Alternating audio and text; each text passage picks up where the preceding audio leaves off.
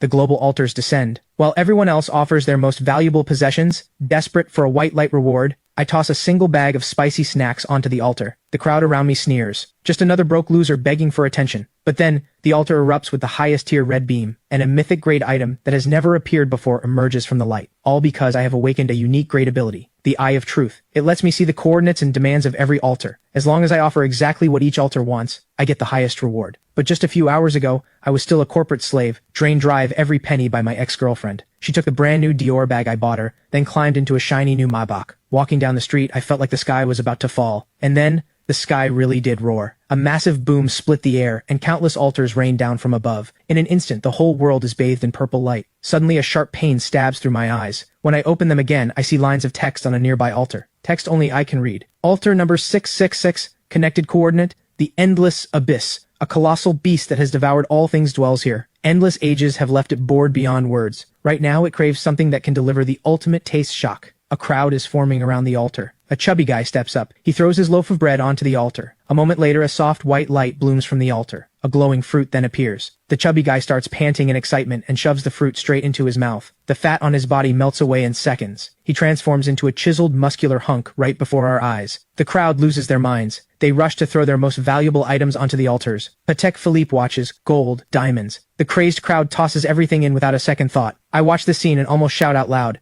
because only I know that the creature behind this altar only wants the ultimate taste shock. And it just so happens, I have exactly that. A friend once brought me a bag of Reaper spicy strips from overseas. I licked it once, and my backside burned for 3 days and 3 nights. If a single loaf of bread earns an enhancement fruit, what would I get by giving it exactly what it craves? With that thought, I sprint home. I tear through every drawer until I find that bag of Reaper spicy strips. Once I calm down, I do not rush back out. I open my computer to check the news. Sure enough, the entire global internet has exploded. Every website is flooded with one word: altars. A tycoon offered a truckload of gold. He was granted extraordinary power, because after he hauled in crates of gold bars by truck and dumped everything onto the altar, he got a blue light reward. The altar returned a seed glowing with blue radiance. After swallowing it, the tycoon gained the terrifying ability to summon vines. One more piece of news catches my attention. Sakura Nation. Offering failed. A flesh-eating demon was summoned. It turns out a master offered his ancestral sword. What appeared instead was a demon wreathed in black mist. Casualties in Sakura Nation are catastrophic. The military is now involved. I read the news and suck in a sharp breath. So a failed offering can summon disaster. That means giving each altar exactly what it wants is everything. At that moment, my phone buzzes violently. Dragon Nation official alert. Initial research has revealed major risks and limits with the mysterious altars. Each person may offer to the same altar only once, and may make at most 3 offerings per day. The descent of the altars also triggered an unknown energy pulse, which has destroyed every surveillance device on the planet. My heart clenches. This is a gift from heaven. I check the time on my phone. 10 p.m. I pack up the Reaper spicy strips. Without hesitation, I sneak back to the plaza. The place is empty now, with only scraps of leftover offerings from the day. I pull the Reaper spicy strips from my pocket and carefully place them on the altar. The altar reacts violently. A red beam of light erupts toward the sky. In an instant, the entire city is bathed in blood-red light. Even residents miles away on the streets are terrified by this earth-shaking sight. And then, I see a massive jet-black egg materialize on the altar. I scoop it up immediately. Without pausing for a second, I vanish from the scene. At the same moment, alarms blare inside the headquarters of the Anomaly Affairs Bureau in the Dragon Nation capital. A stern-faced man demands, "Have we locked the coordinates?" "Reporting, General. Based on the data we collected, we have narrowed down the general area. The location on the map is exactly where I am. The western district of Riverside City, Dragon Nation. Designate this area as an S-level observation zone immediately. Notify the Riverside City branch. Spare no cost. Find out what that red light was." By now, I have already made it back home. Looking at the giant egg in my arms, I am genuinely puzzled. What is this thing? I cannot exactly crack it open and make golden fried rice. Suddenly, a line of text appears on the shell. Abyssal Dragon Egg. Grade Mythic. Once hatched, the owner gains an abyssal dragon as a companion. Its power rivals that of gods. Reading this, I am thrilled. Anyone who plays games knows Mythic is the highest grade of all. The Reaper spicy strips really did not let me down. Then I realized something strange. Why can my eyes also analyze the rewards from the altar? I rush to the bathroom and stare hard at myself in the mirror. A line of text appears. Eye of Truth. Grade. Unique. Can see through the cause and effect of all things. Gaze upon an altar to reveal its connected coordinate and required offering. Gaze upon any altar-related item to reveal its grade, name, and effect. So that is how it works. I never imagined these eyes could do so much. Suddenly I remember the forum posts I saw earlier. Countless people made offerings and got back a piece of dead wood that meant nothing to them. Or a plain, ordinary rock. They had no idea what these things did, so they wasted them. But I am different. One glance is all it takes. All hidden information becomes mine to see. Hunting for hidden treasures is no longer just a fantasy. I tuck the dragon egg into my bed and glance at the clock on the wall. 10:30 p.m. Until midnight, I have 1.5 hours left. I still have 2 offerings remaining today. With that in mind, I start packing things that might come in handy. Tiger balm, a lighter, a philosophy book. Things others might call junk, I take all of it. Last, I shove a fruit knife into the bag for self-defense. Then my eyes land on the picture frame on my desk. Vivian smiles brightly in that photo. Keeping it serves no purpose. None at all. I shoved the photo into my pocket, planning to throw it away. Outside, I head straight for the abandoned industrial district in the western part of the city. The place has been deserted for years. The terrain is complex. Perfect ground for my plan. Then my phone rings out of nowhere. The caller is none other than my ex-girlfriend Vivian. I hang up immediately. I block her and delete her contact. At that very moment, in a 5-star hotel, Vivian is with Damon. She had assumed I was still hunched in my shabby rental, sulking in misery. Who would have thought the next second her call would be hung up? A nameless rage flares up inside her. How dare a worthless loser she dumped hang up on her? What is wrong, babe? A simple greeting melts away Vivian's anger in an instant. Looking at the man in front of her, she is more than satisfied. He can casually pull out bags worth tens of thousands and watches worth hundreds of thousands. These are the finest offerings of this new era. In the face of such fortune, devotion and vows mean nothing. After all, when she offered the Dior bag I gave her, the altar erupted in soul-stirring green light, and her next 2 offerings also produced that rare green light. Clearly, she is the chosen one of this era. Damon sitting beside her also seems deeply interested in Vivian, but deep in his eyes, there is nothing but calculation. He had only planned to spend a little money for fun. He never expected this woman's luck to be this absurd. 3 offerings in a row, all green light. Keeping her around might prove very useful later. Meanwhile, I have already reached the abandoned industrial district. I have to find 2 suitable altars and make my offerings before midnight. Otherwise the chances are wasted. Just a few steps in, I spot an altar. Altar number 25091. Connected coordinate. The junkyard realm. A mechanical imp that takes joy in collecting trash. It has a nearly obsessive fixation on bottle caps. I shake my head slightly. A trash-collecting mechanical imp. How great a reward could it possibly give? I keep walking, and another altar appears ahead. Altar number 18472. Connected coordinate. The dried pond.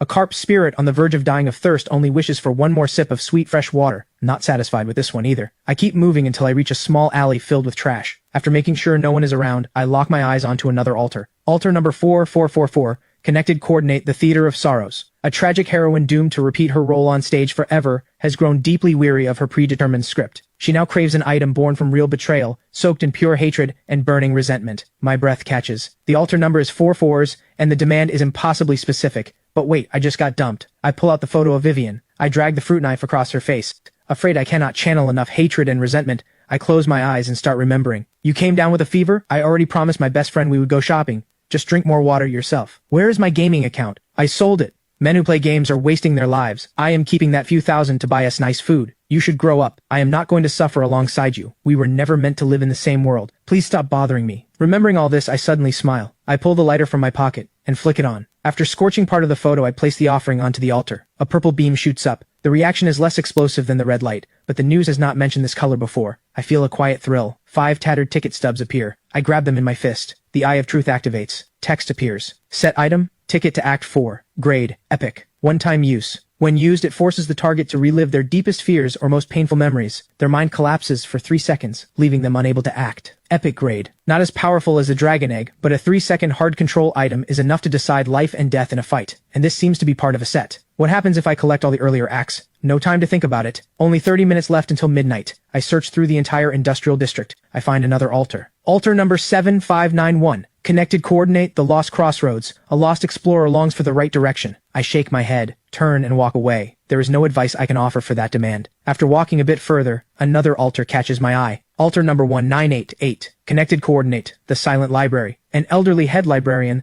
longs to hear one heartfelt word of praise from another. I almost choose this one. But then I remember the bitter days I have lived through. I have to maximize my gain. After wandering around in a wide circle, I finally discover a massive factory workshop. Inside is an altar. Altar number 101010. At first, the number does not impress me. Then I realize something. This number is binary code. A line of text appears. Connected coordinate. The logic singularity. A super AI on the verge of awakening self-awareness. It has mastered every form of complex reasoning, but still cannot understand one paradox. Why do intelligent beings ponder questions that hold no meaning for survival? It craves a sample of such useless wisdom. I decide instantly. This is the one. I pull a book out of my backpack. A philosophy book called Being and Nothingness. The match is absolutely perfect. I place the book on the altar. A piercing screech tears at my eardrums. The air fills with the burnt smell of fried electronics. I panic for a second. Did I just fry the AI's processor? Then suddenly, a pillar of golden light bursts toward the sky. The entire workshop is bathed in light. My heart pounds wildly. In just a few hours, I have collected red, purple, and gold lights.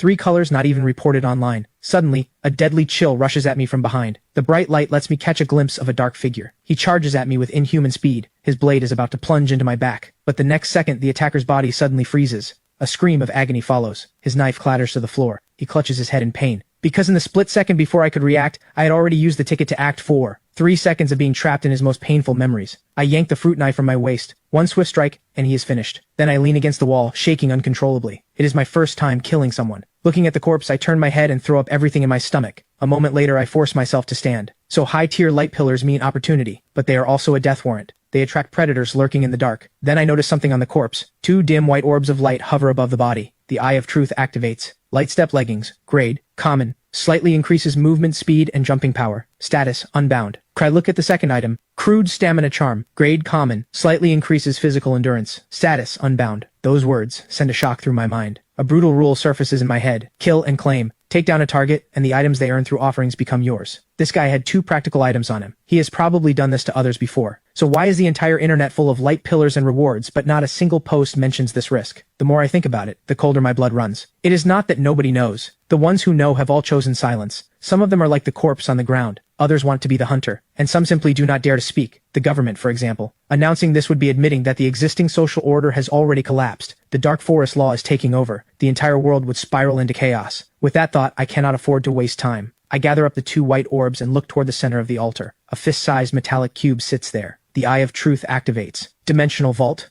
Grade. Legendary. Once bound, the user gains a dimensional space with an initial volume of 1,000 cubic meters. Altar-related items can be stored or retrieved at will through thought. Legendary grade. And a logistics-type item. I immediately think of the dragon egg back at home. Storing it in this space is the safest option. The instant my finger touches the cube, a vast space opens up inside my consciousness. With a single thought, I drop the tickets to Act 4 inside as well. Once it is done, I check my phone. Just past midnight. I sheathe the blood-stained fruit knife and prepare to leave the place. But just 2 steps out, a massive bolt of lightning rips across the sky. Huge raindrops crash down. A moment ago the sky was clear with bright moonlight. How is it suddenly pouring? This rain is wrong. I freeze in place, not daring to make a move. I have an umbrella in my bag, but I have no idea if this rain is dangerous. After all, if altars can fall from the sky, rain that mutates people is not out of the question. I pull out my phone to check. Sure enough, the forums are flooded with posts about the rain. The hot topic minutes ago was offerings. Now it is all people asking, is it raining and thundering on your end too? Guys, this rain is definitely off. Do not let it touch you. Watch out for mutations.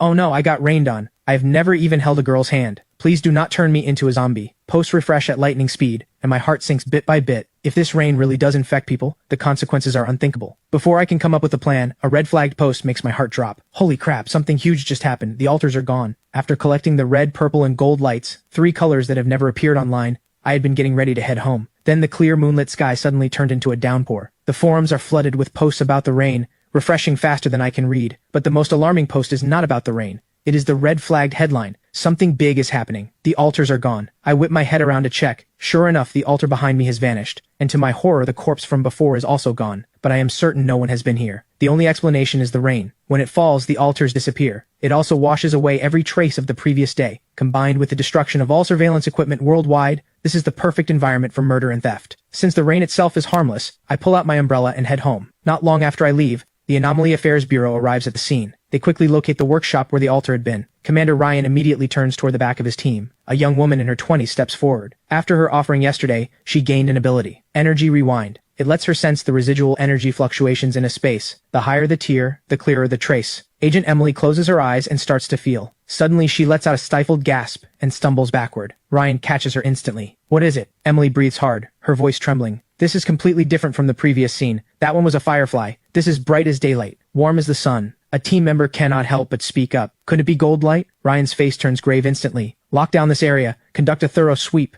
Report this to headquarters immediately. Tell them I suspect a monster beyond imagination is hiding here. Meanwhile, the moment I get home, I move the dragon egg into the dimensional space. From now on, I never have to worry about it being discovered. If the hatched dragon could fit in there too, that would be ideal. But first, I need to figure out how to hatch it. I remember the blood binding rituals from movies. I decide to try it. I squeeze a drop of blood onto the shell. Suddenly, a line of small text appears on the egg. Hatching condition, absorb a sufficient amount of blood. Close to what I expected, but my own blood will never be enough. I will have to figure something out tomorrow. After all, my mind has been wound tight all day, and exhaustion is catching up. I fall asleep quickly. At 5 a.m., a piercing alarm jolts me awake. The altars have refreshed for real. I open my phone and check the forums. A few conclusions emerge quickly. The pre-dawn gray rain causes no harm to the body. It stops at 5 a.m., sharp, and the altars refresh at that same moment. I plan to head out for breakfast and at the same time, think about where to find enough blood. I order a bowl of noodles at a small restaurant. I open the forums on my phone. Today every topic revolves around offerings. Plenty of people have turned into compulsive gamblers over the altars. While I am eating, I overhear a conversation at the next table. One of the men leans in and says in a hushed tone, "Look at all those people out there, obsessed with offering to altars, tossing antique jade pieces in there like degenerate gamblers. They have forgotten one important thing." The other man asks, "What could be more important than the altars?" People still need to eat. They have to eat. So food, oil, and rice are always essential. I am planning to snatch up a small food processing factory at rock-bottom prices. When those lunatics burn through all their money and come crying for food, I will be the food king of Riverside City. At those words, a bolt of lightning explodes in my mind. Food processing involves meat. And where does that meat come from? Slaughterhouses, without a doubt. If I can buy out a slaughterhouse at a bargain price, the blood problem solves itself. I rush back home, open my computer, and start digging through listings. Because of the altars, many factories are now up for sale. I quickly lock onto one listing. Small slaughterhouse on the western outskirts of Riverside City. Urgent sale due to personal reasons. Price negotiable. Without hesitation, I dial the number. We agree on a meeting time. After hanging up, I check my account balance. To some people, this amount would not even cover a single decent offering. But for me, it just might buy a private dragon's nest. 2 p.m. I arrive at the western outskirts of Riverside City. A middle-aged man comes out to greet me. He starts pitching the property. This slaughter line had expensive maintenance done last month. The cold storage refrigeration is top of the line. I just scan the place saying nothing. My cold demeanor makes him uneasy. He tentatively throws out an inflated price. I do not respond. I just shake my head. After some back and forth, I buy the place for 40% of his asking price. He signs the contract and hands over the keys. He also gives me the contact number for a nearby livestock farm. Supply chain problem solved instantly. I do a walkthrough of the property I just bought, then I push open a hidden hatch in the ground. It leads to a worn-down storage room. Suddenly, the Eye of Truth senses a faint energy fluctuation. I carefully brush aside the dust, and an altar emerges before me. Its surface is blood red, and the sound of a beating heart drifts from it. I force down my fear and activate the Eye of Truth. A sharp pain shoots through my eyes. Twisted, blood-burning text appears. Altar number 40, connected coordinate, the Crimson Throne. All things are food, until the Crimson Crown is claimed. Special trait 1, Eternal Altar. This altar exists permanently. It does not count toward the daily offering limit. Unlimited offerings allowed. Special trait 2, Flesh Forge. Any altar reward can be offered here and converted into source blood. Absorbing it permanently boosts the user's overall vitality. My mind reels. This is the lowest numbered altar I have ever seen, and it is permanent. What is even more insane, the offerings are unlimited, and the location is essentially my private domain. With this altar as a hub, every useless reward I get later can be turned into source blood to strengthen my body. The urge to test it is overwhelming. Conveniently, I have an altar reward right in my pocket. I toss in the crude stamina charm I picked up last night. An ancient-looking glass bottle materializes in the center of the altar, half filled with a dark liquid. The Eye of Truth activates. Source blood, once absorbed, slightly increases overall vitality. Permanent enhancement. Exactly what I expected. Without hesitation, I drink it down. I expect a foul, bloody taste. Instead, it is crisp and sweet. Just as I am wondering why I feel nothing, a wave of heat erupts inside me. Every cell in my body greedily drinks in the energy. Steam starts rising off my skin. This sensation is nothing like the items I have used before. This power surges directly from my flesh and blood. I walk over to half a beef carcass hanging on a hook. One simple punch, and over 100 pounds of beef goes flying into the corner. This is more terrifying than I imagined. I have only absorbed one bottle of common source blood. Becoming a god in the flesh might not be a dream. I push down my excitement. Tomorrow I will buy a batch of chickens to hatch the dragon egg. But right now, I need to collect the reward items nobody wants. Countless people have spent fortunes on offerings, only to receive garbage. Those are exactly my target. Gambling is risky. Picking up trash is not. That afternoon, I get in touch with a livestock farm owner, only to run into a new problem. Buying a batch of chickens costs money, and the slaughterhouse purchase has drained my savings. The new era has arrived, but currency still moves the world. So I decide to go on a scavenging run first, and see if I can find any treasures. Now that I have the exclusive Crimson Throne altar, I start hunting for more altars to use up my daily offering limit. But unexpectedly, the moment I reach the wet market, a piercing scream rips through the air ahead. A humanoid creature in tattered monk robes is tearing into a passerby. I immediately activate the Eye of Truth. The carnivore monk, Wrathful One. Ordinary calamity. Falsely accused of stealing and eating mutton, he was beaten to death. He was a temple guard. He hates everything connected to meat offerings. It clicks immediately. Some genius offered meat to an altar and summoned this calamity beast, walking straight into the line of fire. Suddenly,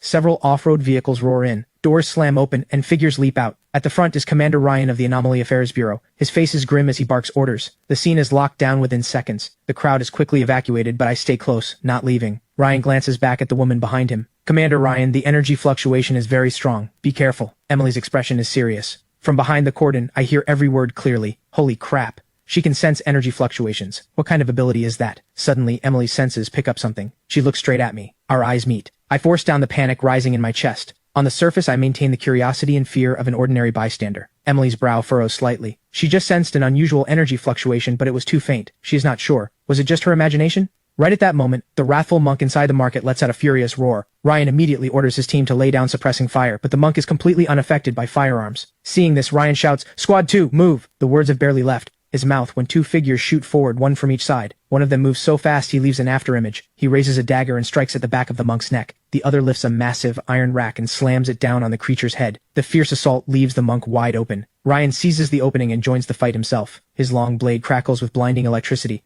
A single strike, and the monk's head falls clean off. Watching this, I am genuinely shocked. Their coordination is flawless, and the gap between us right now is enormous. I need to level up fast. The sun is about to set. I decide to find a safer area to search for altars. I head toward the outskirts. Along the way, I see plenty of altars, but their overall quality is even worse than the first day. As I walk past an unfinished building, the Eye of Truth picks up a faint energy fluctuation. I climb the stairs to the second floor. A strangely shaped altar appears before me. Altar number 1955. Connected coordinate. The City of Eternal Clocks. A clockmaker god who pursues absolute precision. Because the eternal clock he created is too perfect, he has fallen into endless boredom. He longs for change. Reading this, I cannot help but mutter, is this guy just bored out of his mind? The altar number is low, which suggests good rewards, but time cannot be seen or touched. I cannot think of any offering that fits, so I leave for now and search elsewhere. As I head deeper into the outskirts, I find another altar. This one is woven from spider silk. Altar number 37112. Connected coordinate the pig demon's lair. A pig demon mother who has lost her singing voice. Her child cries every night from nightmares. She wants to sing the pig demon's lullaby once more to soothe him. Reading this, my head starts spinning. I cannot even hum a single human lullaby all the way through. A pig demon's lullaby is way out of my league. I turn and leave, frustrated. 2 failures in a row are starting to make me anxious. Just as I am about to give up on this area, a faint glow from a bus stop catches my eye. I quickly walk toward it. An altar built entirely from matchsticks comes into view. Just standing near it,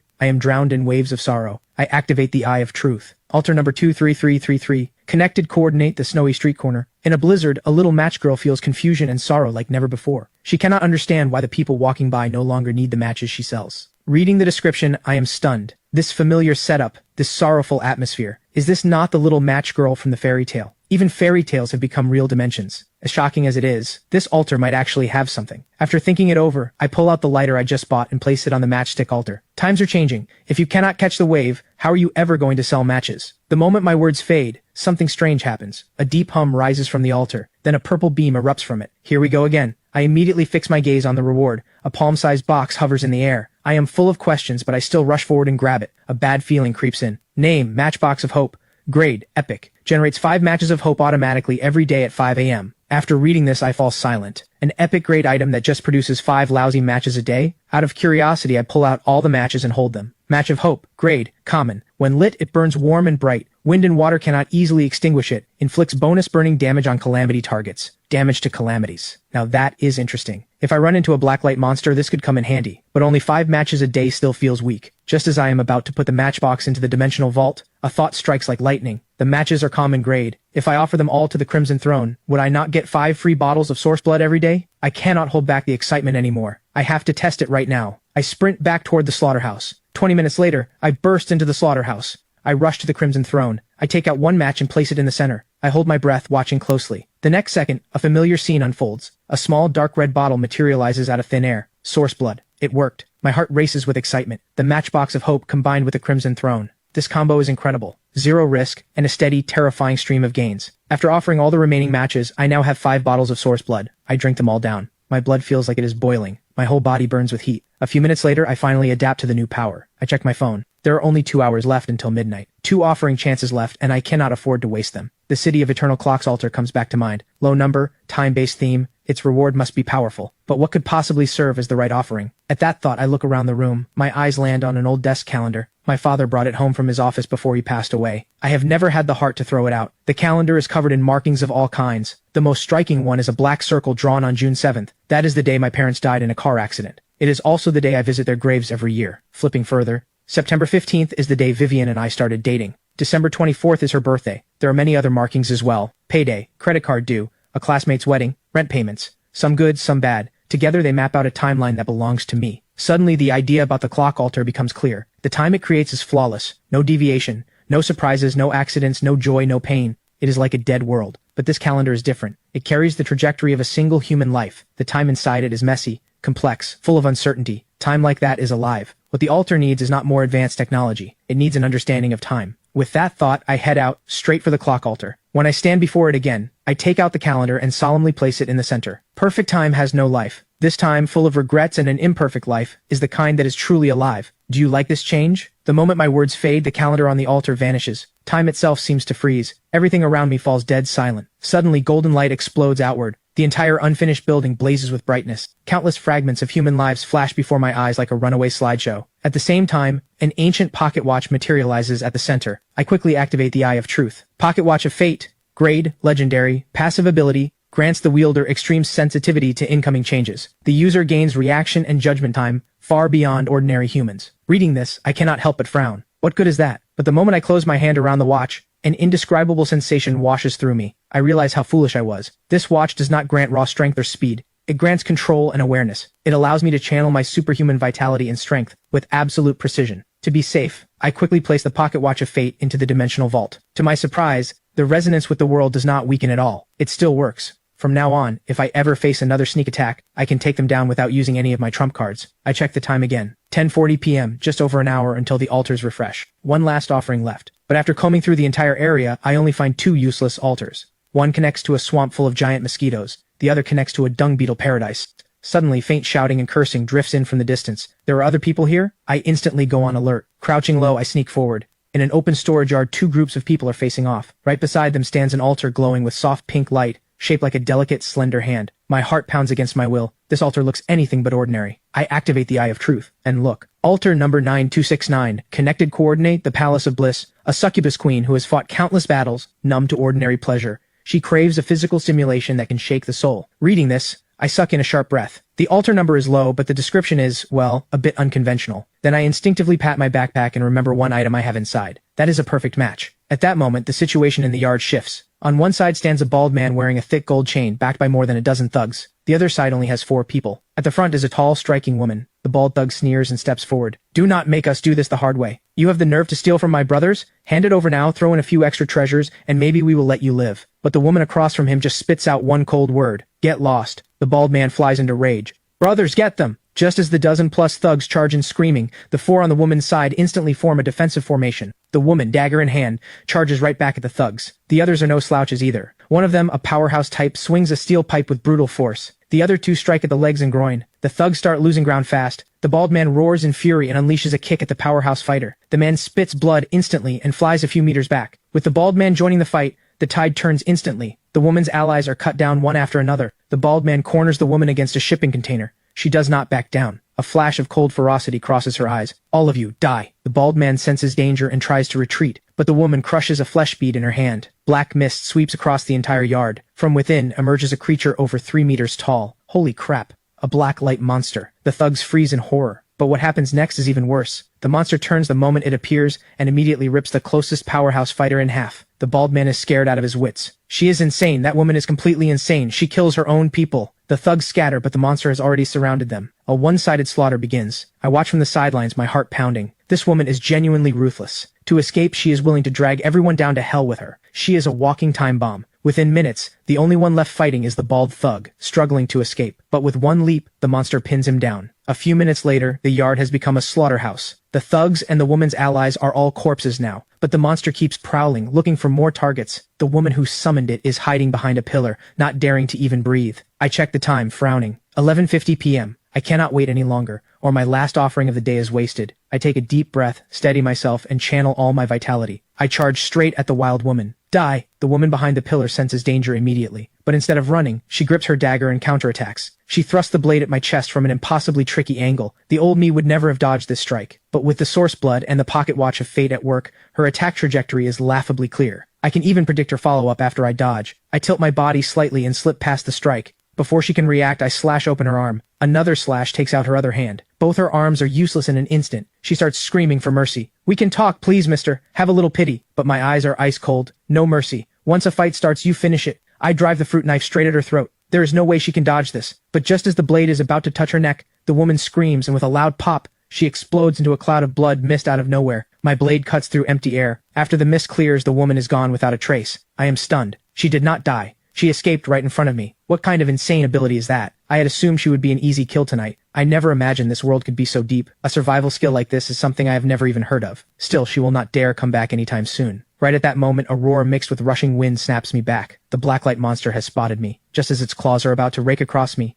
I take a small step back and evade the strike. Using the brief opening when its attack misses, I slice a gash across its leg with the fruit knife. The monster howls in pain and counterattacks. But every move it makes looks like slow motion to me. The prediction granted by the pocket watch of fate is just too strong. Within a few exchanges, I use my superior footwork and speed to leave it covered in wounds, but I cannot find its fatal weakness. As I keep dancing around it, I activate the Eye of Truth. The back of its skull glows red. That is the spot. I use the light step leggings to leap high into the air. I drive the knife into the back of its skull with every ounce of strength I have. Its massive body crashes to the ground. I let out a long breath. Finally done. I cannot afford to waste a second. I pull the dragon egg out of the dimensional space. Dinner time, little guy. I place it next to the monster's corpse. The egg seems to come alive. The pool of blood on the ground vanishes at a visible rate. Even the monster's corpse withers up within moments. A line of small text appears on the egg.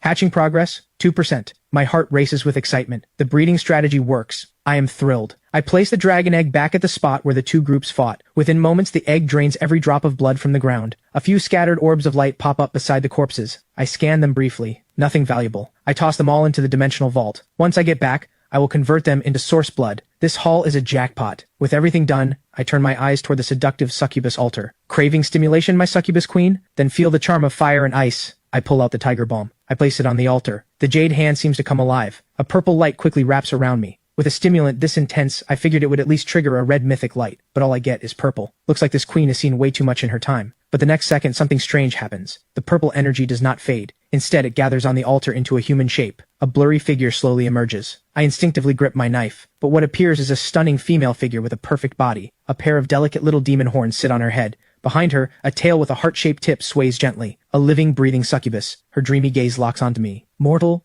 you have pleased me. As your reward, I will grant you one chance to fulfill any wish. The succubus's voice leaves my throat dry. The blood in my body starts rushing somewhere it should not. Holy crap, I just unlocked a hidden tier wife. But just as the air thickens with tension, a wildly out-of-place hum cuts through. The dragon egg beside me starts shaking violently. Before I can react, an indescribable, terrifying suction force erupts from the black egg. The freshly formed succubus freezes. She senses death itself. The suction defies all logic. It drags her in instantly. The moment she touches the egg, she dissolves into pure purple energy and is devoured by it. Dead silence surrounds me. I freeze on the spot, my mind blank. What just happened? Where is my epic grade wife? The dragon egg on the ground lets out what sounds like a satisfied burp. Then it slowly floats back into my arms. I hold it with trembling hands, because the text on the egg is climbing wildly. Hatching progress just shot up to 41%. The energy of one epic grade succubus is that massive? At the same time, I notice a purple glow on the egg, with a few tiny heart-shaped marks now etched into it. An abyssal dragon paired with little hearts. The egg nuzzles restlessly against me. I know my succubus wife is not coming back. I jab the shell with a vicious poke. You better hatch into a hot girl to make up for this. Right at that moment, a clap of thunder splits the sky. The gray rain begins. I duck under a nearby awning,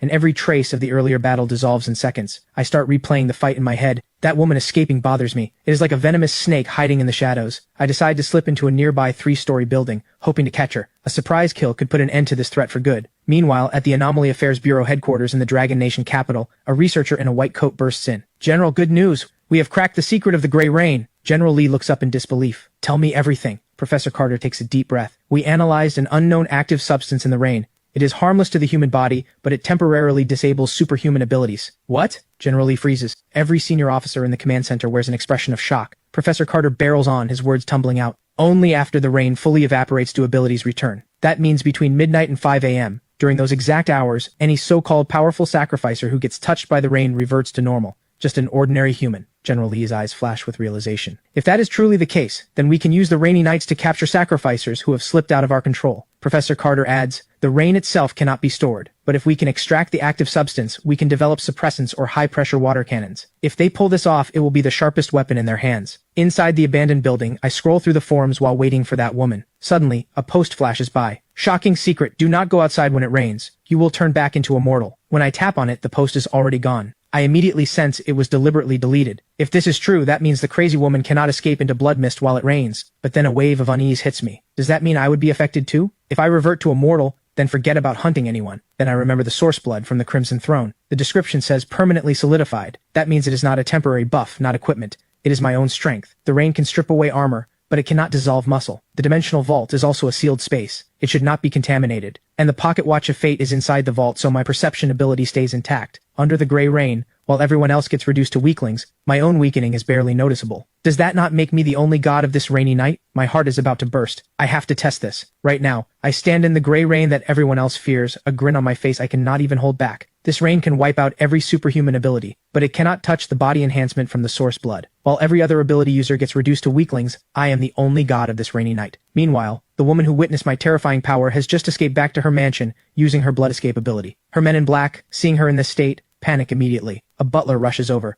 "Miss Scarlet, how did you get hurt this badly? Where are the others?" Scarlet's eyes are filled with terror. "They are all dead. Even I almost got killed by that stranger. He is terrifyingly strong." Orders the butler to bring a sketch artist. She is desperate to capture my face on paper. Meanwhile, the moment I get back to the slaughterhouse, I dump all my collected items into the Crimson Throne. These items lose their effect under the gray rain. Better to convert everything into source blood for personal enhancement. After downing all 4 bottles of source blood, I head inside and crash. At 5 a.m., I wake up right on schedule. I had already arranged things with the farm owner last night. The first batch of chickens has already arrived. I turn into a ruthless machine and start processing. After 500 chickens are fully consumed, the dragon egg's hatching progress reaches 42.3%. 500 chickens for only 1.3%. Is this thing not a literal money-eating beast? I decide to change my strategy. The arrival of the altars has hit traditional industries hard. The farm owner is anxious because he cannot move his livestock. If I can quickly turn his poultry into half-finished products and let him handle the sales channels, I only need to charge a processing fee, while the dragon egg absorbs what it needs. That works perfectly. I dial the farm owner, I lay out the idea straight up, and we hit it off immediately. That afternoon, Boss Walker delivers another 500 chickens. He even wants to bring in chickens from his competitors. I know he is angling to be a middleman and pocket the difference, but until the dragon egg hatches, I want him to bring me as much poultry as possible. After Boss Walker leaves, the flesh mill starts up again. This time I do not chase efficiency like I did in the morning. Instead, I focus on controlling the angle and force of each cut. This is a unique form of training. I can feel myself and the blade in my hand becoming more and more in sync. This repetitive work sharpens my control over my power. As night falls, the dragon egg's hatching progress reaches 43.6%. I shoulder my bag and head out. Night is the best time for offerings. On the other side of the city, Vivian and her boyfriend Damon arrive at Night Bar. They meet a man who calls himself Vince. After paying a 500,000 yuan introduction fee, Vince gives them a mysterious location. Soon, Vivian and Damon drive off. Damon cannot contain his excitement on the way. Once we get into the Black Shadow, the biggest underground organization in Riverside City, no one in this town will dare touch us. Your loser X and all those nobodies will know better than to mess with us. A flash of anticipation crosses Vivian's eyes too. That loser, probably scraping by somewhere right now, and he had the nerve to block me, has not sent a single message in days. Meanwhile, I sneeze on my way to find an altar. I just went through the darkest moment of my life. The altar only gave me a blue-grade item, the Windrunner boots. This item can dramatically boost movement speed, but during a rainy night it becomes useless. When I get back, I will offer it to the Crimson Throne first, and see what grade of source blood it converts into. By around 11 p.m., I spot something glowing by a small river. As I get closer, I find an altar that is different on the left and the right sides. On the left stands a flaming phoenix glowing with red light. On the right rises a dull, lifeless heavy ruler. I quickly activate the Eye of Truth. Only then do I realize the two altars are linked together by a thin thread of energy between them. So twin altars are actually a thing? But the more I look, the more uneasy I get, because neither altar is ordinary. The Phoenix Altar. Altar number 7766. Connected coordinate, the 9 heavens immortal realm. Selena, the proud daughter of the heavens, is troubled. 3 years ago, her fiancé Blaze suffered a regression in his cultivation. The family elders are now pressuring her to call off the engagement. She stands at a crossroads, unsure which path to take. The altar on the right is just as extraordinary. Altar number 6677, connected coordinate, the 9 heavens immortal realm. Blaze, the genius young man, has had his cultivation mysteriously stall. He has fallen from grace, now scorned by everyone as a useless wreck. He longs to break free, but no one will help him. Reading this, my heart pounds wildly. Selena and Blaze. I know exactly where this story is going. As the puppet master behind the scenes, what should I do now? If I do not push Selena to break off the engagement, Blaze may never activate his cheat power in the depths of despair, and I will get nothing. So I have to follow the story and stir the pot at the critical moment. Selena may not be heartless,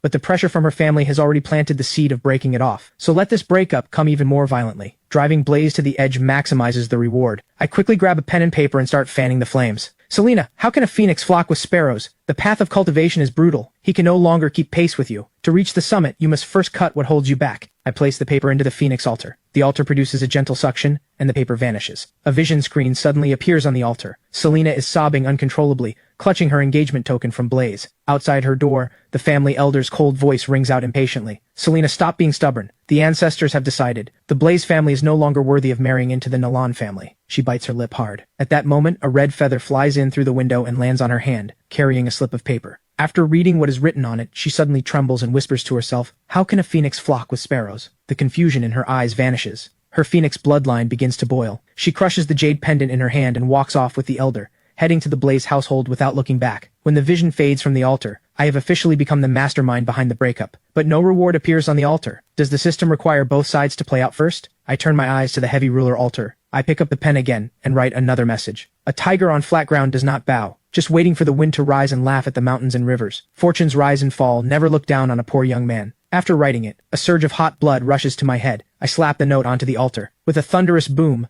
the karmic vision this time bursts forth even more violently than before. Inside the Blaze family hall, the atmosphere is suffocating. Selena's expression is ice cold. Even the elder behind her wears nothing but contempt. The Nolan family hereby declares the engagement with the Blaze family officially broken. A toad lusting after a swan. Do not even think about dragging down the future of our holy maiden. The mockery from the crowd makes Blaze clench his fists. Endless humiliation surges in his chest. He looks towards Selena standing nearby, his eyes resolute. Fine. Then today I divorce you. From this day forward, we have nothing to do with each other. Afterwards, Blaze stands on the back mountain, roaring at the sky. Just as he is about to break, a slip of paper carrying my will drifts down and lands right on his face. He freezes for a moment. He unfolds it, and overly dramatic words leap into his vision. Fortunes rise and fall, never look down on a poor young man. Blaze's body trembles violently. The flame in his heart, almost extinguished, suddenly flares back to life. My fate is mine, not the heavens. I, Blaze, will never sink into oblivion. Just as his fierce conviction reaches its peak, the black ring on his right hand bursts with brilliant light. An aura that has slept for ages awakens from within. Little one, you have suffered all these years. Outside, the vision screen shatters in that instant. A surge of energy crossing time and space slams into the altar. The reward this time is going to be earth-shaking. What grade will it be? I stare hard at the altars. The Phoenix altar on the left erupts with a pillar of black light shooting into the sky. A terrifying aura explodes outward, soaked in rage and resentment. Holy crap. Black light. I am done for. I have to run. But at that moment, the heavy ruler altar on the right also bursts forth with a pillar of energy. Blinding red light lights up the entire sky. I stop dead in my tracks. Red light. I am not running anywhere. Looking at the rewards from both altars, my scalp tingles. One pillar of soaring black light and one of the red light that drives everyone mad. I make my decision instantly. Not running. I turn and sprint straight toward the heavy ruler altar, snatching the item that appears within the red light, a dagger wreathed in black mist. At the same time, the ground beneath my feet shakes violently. A figure rises from the black light altar. Her face bears a slight resemblance to Selena's, but her expression is wild with madness, and her voice is dripping with hatred. You made me lose him. I quickly activate the Eye of Truth. Selena's inner demon wraith. Grade, Epic. A resentment calamity born from twisted karma, shares the same bloodline as Selena. Personality, obsessive and insane. I instantly try to bolt, but the wraith chases me down immediately. A massive force slams into my chest. Even with a body as tough as steel,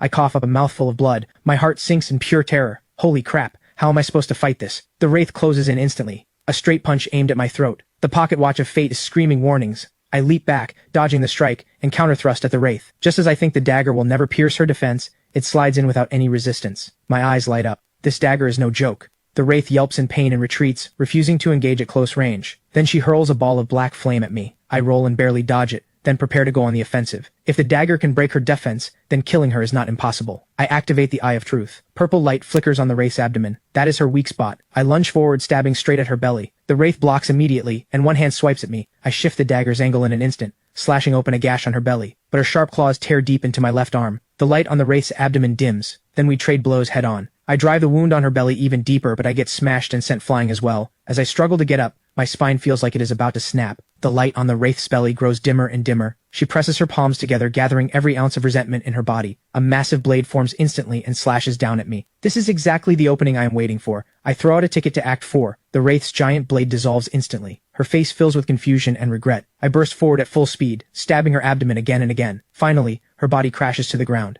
The fight is over. My whole body is covered in wounds. My left arm and ribs are all broken. Even so, I do not forget the dragon egg. I take it out and quickly direct it to absorb the black blood on the ground. The hatching progress climbs rapidly, finally stopping at 49.6%. At the same time, the Eye of Truth catches something odd. The lingering resentment in the air does not dissipate. Instead, it all gathers into the black dagger. Only then do I remember I have not checked its properties yet. With the Eye of Truth active, the dagger's information appears before me. Soul Dagger Basic. Growth progress 97 points. Grade, growth type mythic, can devour souls, resentment, and fear to nourish itself. The wielder gains massive resistance to mental corruption. A flash of joy crosses my eyes. Another mythic grade item, and it resists mental attacks too. This is exactly what I have been missing. Source blood can boost my stats to terrifying levels, but if I get mind controlled into a vegetable, even the strongest stats can be ground down to nothing. This dagger fills exactly that gap. After resting, I recover a bit of strength. I check my phone. 11:40 to 5 p.m., I drag my battered body limping toward the slaughterhouse. At the same time, 3 off-road vehicles are speeding toward this location. Commander Ryan in the passenger seat has a grim, dark expression. The past 2 days have nearly driven them mad. First the terrifying red light in the city center,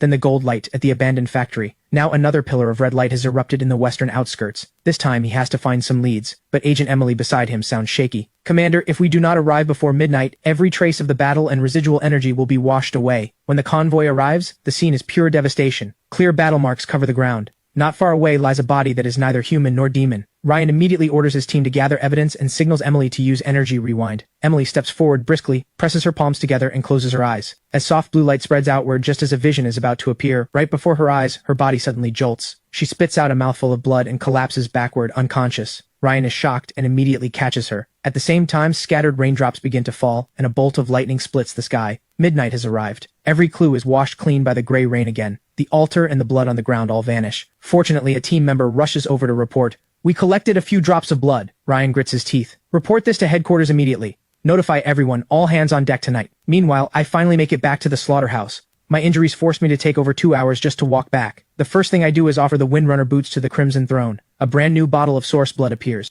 Grade, uncommon. Once absorbed, significantly increases overall vitality. Permanent enhancement. Seeing the words significantly increases vitality, I get a little excited and down it in one go. Shakes violently. A surge of power rampages through me. My bones and wounds regenerate at a furious pace. This uncommon source blood is the ultimate life-saving elixir. Moments later, my wounds start to scab over. I take out the dagger again. Tonight's battle has forged a bond between me and this weapon. Starting tomorrow, I have to keep slaughtering chickens. Every chicken I kill from now on will sharpen my striking technique, boost the dragon egg's progress, and improve the dagger's growth. A true 3-in-1 perfect cycle. The next morning I find that my wounds have nearly fully healed. I take out 5 fresh matches and offer them. After drinking down the 4 bottles of source blood, I call Boss Walker and tell him to bring me everything he has in stock. 1,200 chickens arrive shortly after. I pull out the soul dagger and begin training. After a full morning of processing, the soul dagger's growth reaches 197 points. The dragon egg gains another point as well, finally reaching 54% hatching progress. At that very moment, the egg finally stirs. A small crack splits the shell, and a fluffy tail pokes out, with a familiar heart-shaped tip. Did the devoured succubus not have a tail just like that? Well, well, well. Worthy of the dragon egg I raised with my own hands.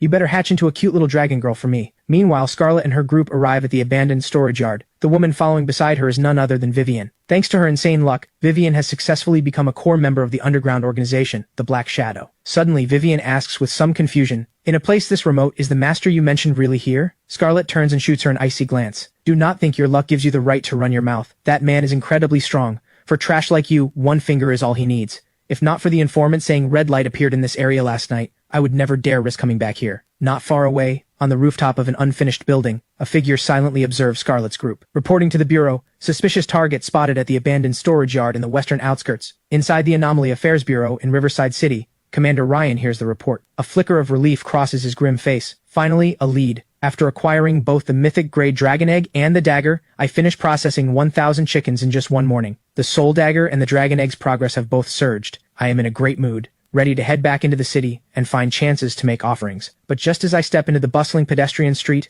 a piercing, despairing scream tears through the air. A middle-aged man clutches an empty box, wailing, "My wife left me. My daughter does not even recognize me. What is the point of living anymore?" The security captain beside him looks annoyed. "You think this is a wishing well? When you were gambling like a degenerate, did you ever think about the consequences?" The crowd around the man is buzzing with chatter. From their words, I piece together what happened. The man sold his house, bought a jade pendant, all for this one offering today, and the altar gave him back a useless wooden stick. I turn my gaze to the altar that caused the tragedy. It has a strange shape and glows with gold light. No wonder it tempted the man to gamble everything here. I activate the Eye of Truth. Altar number 17626. Connected coordinate the goblin's abandoned vault. A goblin collector who has grown tired of gold and jewels longs to collect the most advanced technological creations in the world. Reading this, I cannot help but smirk. The jade thumb ring this man went bankrupt to buy was offered to a goblin obsessed with tech. This ending was written from the start. The security captain signals his men to drag the man away. Suddenly, an arrogant voice cuts through the crowd. "Hold on." A stunningly seductive figure walks over.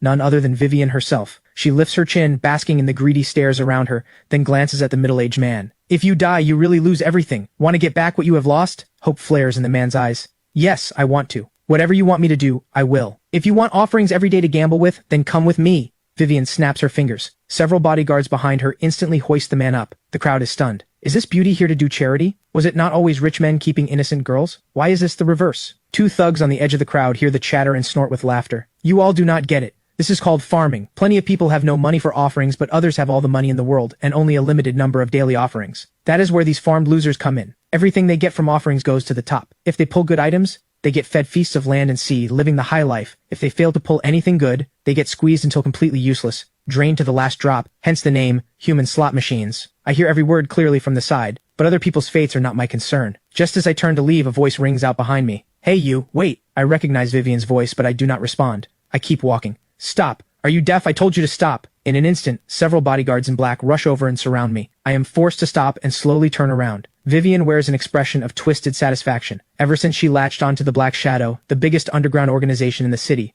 her streak of green lights has made her a star within the group, but I am like a thorn lodged in her heart. A loser like me had the audacity to block and delete her, and now I just walked right into her. She crosses her arms and looks down at me with a mocking smile. You blocked me, then could not stop yourself from coming to find me. Regretting it now? Too late though. The crowd erupts in laughter and murmurs. Where did this gigolo come from? Sounds like her ex. A toad lusting after a swan exactly like this. But my stomach is growling. I have zero patience for Vivian right now. Seeing my indifference, Vivian finally snaps. Still putting on an act? Suddenly she kicks off her right high heel and pulls off her black stocking right there in public. You wanted me to take pity on you, did you not? Get on your knees and kiss my toes and I will toss you 20,000 yuan as dog food money. She pulls a thick stack of bills out of her bag. The crowd erupts in jeers. This guy hit the jackpot. Lick it, lick it. Why does the goddess reward him? Can I take his place? The voices of troublemakers blend together and pull me out of my hunger-induced daze. What is this woman blabbering about? Is she not just delaying my trip to the open-air food stall? Seeing me unmoved, Vivian finally snaps. Get on your knees, now. But the moment she finishes speaking, a sharp smack rings out, loud enough to silence the noise around us. Vivian's pretty face whips backward. A red handprint blooms across her pale skin. Then I backhand her with such force that she crashes to the ground. Vivian clutches her face in disbelief. The bodyguards rush at me instantly, but after a few dull thuds, they go flying with screams of pain. I walk over to the trembling Vivian and shoot her a contemptuous look. You wish. Then I stride off without another glance. The crowd watches me leave in stunned silence. At that moment, a man in the crowd quickly pulls out his phone to report. Target Peacock has just had a violent confrontation on the pedestrian street. Ever since Scarlet and Vivian appeared at the abandoned storage yard, they had been on the Anomaly Affairs Bureau's radar. Peacock is Vivian's codename, and the undercover scouts monitor every move she makes. The man continues his report. The other party seems to be her ex-boyfriend, and he has serious combat skills. Took down those bodyguards like it was a game. Inside the Anomaly Affairs Bureau, Ryan hears the report and just says, got it. Minor scuffle. Log it. Keep observing. But Emily, who is studying files nearby, suddenly speaks up. Wait. She stares at the photo sent in by the informant. My figure in the picture is blurry, but something about it feels familiar to her. Ryan stops what he is doing instantly and looks over. Are you sure you have seen him before? But no matter how hard Emily tries to remember, nothing comes to mind. Maybe she has just been under too much pressure lately. Ryan's eyes flicker as he stares at the screen. Send 2 people to look into Vivian's ex-boyfriend. Run a check on him.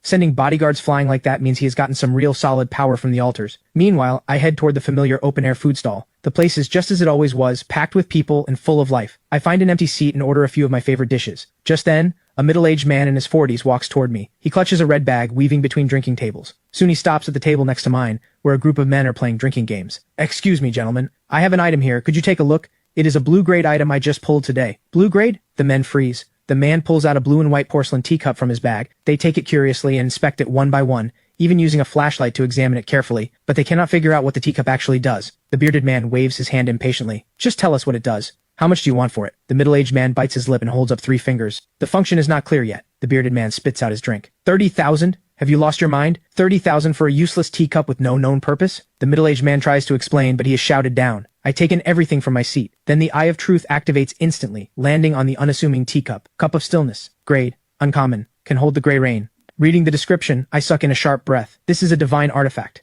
The gray rain can wipe out every superhuman ability, but normally it cannot be stored. With this cup, all I have to do is splash the stored gray rain, and I can instantly cripple a top-tier ability user. I have to buy this. Right now. With that thought, I quickly call the middle-aged man over. He hurries over. Boss, want to take a look at my item? This really is a blue-grade item. The bearded man at the next table quickly warns me, young man, do not be a fool. This guy is obviously a con artist. A real blue-grade item costs way more than a few tens of thousands. I just smile, nod, and gesture for the man to sit down. Waiter, add 2 more chicken legs and a large beef chow mein. This guy is hungry. Extra meat, please. The middle-aged man cannot believe it. Not only does the boss not chase him away, he is even buying him food. This young man looks harmless enough, but is he secretly planning to harvest my kidneys? When the hot food arrives, the middle-aged man digs in greedily. After he finishes, I say, I will take the porcelain teacup. His name is David, a former senior investment analyst. His daughter fell seriously ill, draining every penny of his savings. With no other options, he was forced to sell the porcelain teacup. After we settle the deal, I take David with me to withdraw the cash. On the way, David clutches the porcelain cup, looking uneasy. Young man, do you really trust me? Hearing that, my footsteps slow. Uncle David,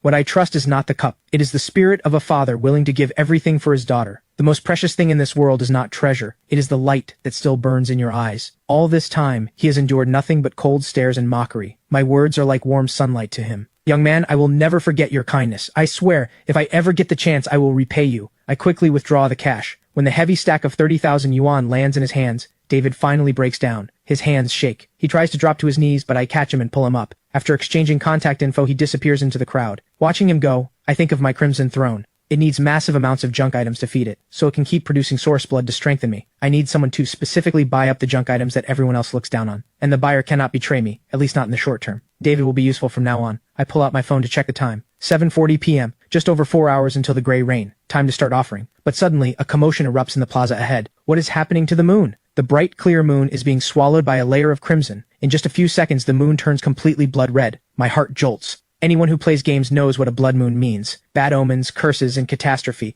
What on earth is going on? Anxiety and dread spread through the crowd. Every face is bathed in an eerie crimson hue. I quickly pull out my phone and open the forum. It is flooded with speculation about the blood moon. We are doomed. I have a feeling something huge is going to happen tonight. Bold prediction. During the blood moon, the chance of pulling good items doubles. Gambler's charge. So what does the blood moon actually do? I look at an altar nearby. It looks like a rusted-out vending machine now growing eerie under the blood moon's influence. I activate the Eye of Truth. Altar number 20247. Connected coordinate the mechanical wasteland. A vending machine spirit wandering through the wasteland. It collects all kinds of currency. Blood moon effect. 10 offerings remaining. A gambler steps up and tosses his last coin into the altar. The coin vanishes instantly, and the remaining offering count drops by 1. But here is the strange part. The reward item gives off no light at all, and is wrapped in a layer of blood mist. No matter how close anyone stands, nobody can see what is inside. My pulse races. Under the blood moon, altars now have limited offering counts, and the offering process no longer reveals reward light. Only the offerer knows what they got. This is heaven sent for me. Even if I pull 3 red lights in the middle of the pedestrian street, everyone will just assume I got nothing good. I need to find altars fast. I quickly complete 2 offerings, but the results are disappointing. One only gives me a blue-grade longsword. It cuts steel like mud and is virtually indestructible, but I am the man who already owns a mythic-grade soul dagger. This longsword is just a snack for the Crimson Throne. The other altar gives me a purple-grade pauldron, the Beast Wrath Pauldrons. Once equipped, it grants an active skill that briefly unleashes berserker power, followed by a long period of weakness. Looks like converting it into source blood is its only fate. I wonder what epic-grade source blood tastes like. Finally, at a street corner, I spot another altar. The Eye of Truth activates. Altar number 1050. Connected coordinate the lost sea of stars. An ancient stargazer lost at the edge of the cosmos. The light he spent his entire life chasing has gone out. He longs to see the light of hope just one more time. Remaining offerings 7. Reading the request. My first thought is the match of hope. But today's matches have all been offered to the Crimson Throne, and ordinary matches and lighters lack the meaning of hope. I dig through all my pockets and only find the receipt printed at the ATM earlier. For David, this slip of paper is his daughter's chance to live, a chance at hope. It is also proof of a young man extending a hand to a stranger. Is this not the eternal light of human kindness itself? With a willingness to try, I place the slip of paper at the center of the altar. A deeply comforted sigh echoes in my ears. Then, an unremarkable 5-pointed star appears on the altar. The Eye of Truth activates. Star of Hope. Grade. Legendary. One-time consumable. Activates automatically the moment the holder dies. Restores the holder's flesh and soul, reviving them at full state. My eyes go wide. Holy crap. A revive token. This is a true last resort lifesaver. This is so far beyond what logic can measure. I store the Star of Hope in the dimensional space and pick up the pace heading back. On the way home, I scroll through the forum and notice something off. A popular altar near us just shattered after repeated offerings. The post includes a blurry photo. What was once a fully intact altar is now nothing but broken stones on the ground. The comment section explodes. Holy crap, altars can break? Someone here did the math. It looks like 10 offerings will destroy them. Out with the old, in with the new. Destroy them all. Maybe better ones will come. Two sides argue back and forth, and the government remains silent. Looks like the higher-ups have also been caught off guard by this sudden turn of events. This proves the blood moon is no joke. Whether the breaking of altars is a blessing or a curse remains unknown. I need to convert my new gear into real solid power. On the way back, I noticed several altars with no offerings made yet, still at 10 remaining. The outskirts really do have fewer people. The moment I get back to the slaughterhouse, I offer the blue-grade longsword to the Crimson Throne. After downing the uncommon source blood, I take out the epic-grade pauldron. The Crimson Throne actually trembles. A bottle of purple source blood appears. Source blood. Grade. Epic. Once absorbed, dramatically increases overall vitality. I tilt my head back and chug it down. Epic source blood is nothing short of a nuclear blast. Terrifying energy detonates inside my body, and my muscles surge and reform with terrifying intensity. So this is what an epic-grade source blood feels like. I feel like I could punch through the basement wall right now. I check my phone. 11:59 p.m. I open a live stream to see if anything changes after midnight. In the live stream, a man is standing in front of a food-themed altar made of various materials. I thought this food altar would drop me some crayfish or something, but ever since the blood moon arrived, the only difference is that the altar did not disappear. He pulls out his offering, ready to make the sacrifice. But the altar suddenly starts shaking violently. A massive, tentacled creature crawls out of it. A gaping, bloody maw fills the entire screen. Then the live stream cuts to black. Horrifying chewing sounds pour out from the audio. The live chat explodes. What just happened? A giant tentacle monster came out of the altar. Poor streamer never got his crayfish. He got eaten instead. Something is wrong. Why is there a monster outside my building too? And there are more than one. Where are the authorities? Send help. Moments later, a blood-red alert flashes across every screen. Dragon Nation official emergency notice. During the blood moon, altars are mutating. All citizens do not go outside. Stay cautious. Powerful sacrificers may participate in the disaster response, provided your personal safety is ensured. After reading this, I finally understand. The blood moon is a key. Every altar that fails to receive 10 offerings before the next day gets its door unlocked by this key. But what comes out is not hope or gods. It is the calamity tied to the altar's coordinate. After feeling out the Star of Hope and the pocket watch of fate, my confidence skyrockets. And the dragon egg is close to hatching. These calamities are its food. I decide to go out and start hunting immediately. I step outside, ready to slaughter calamities. I quickly spot an altar nearby, with a woman in a blood-red cloak standing beside it. The Eye of Truth activates. The Witch, grade common. Just as I thought, the first blood moon's monsters are all low grade. I sneer and creep up behind her. The soul dagger flashes cold, and I successfully pierce her heart from behind. A piercing scream tears through the night. The witch dissolves into a pool of black blood. At the same moment, the altar beside her bursts apart. Among the rubble, a small glowing object appears. Altar fragment. Used to maintain the normal operation of altars. I have no idea what it does, so I just toss the fragment into the dimensional vault and pull out the dragon egg. The egg quickly drains every drop of the witch's blood. The hatching progress climbs from 54% to 55.8%. The lingering black mist also gets absorbed by the soul dagger right then. Its growth progress reaches 214. Way better than slaughtering chickens. This blood moon is basically a high-level XP grind. I am grinding all night. After searching a bit, I lock onto my second target. Giant trash beast, grade common. One punch ends the fight. I pick up another altar fragment. The more I kill, the more excited I get. For the weak, the blood moon is a disaster. But for me, the opposite. These calamities and shattered altars are once-in-a-lifetime resources. Suddenly, my brow lifts. Up ahead, a creature covered in bone spikes is excitedly gnawing on an altar. The Bone Demon. Grade. Elite. Finally, something different. Elite grade means green grade rewards.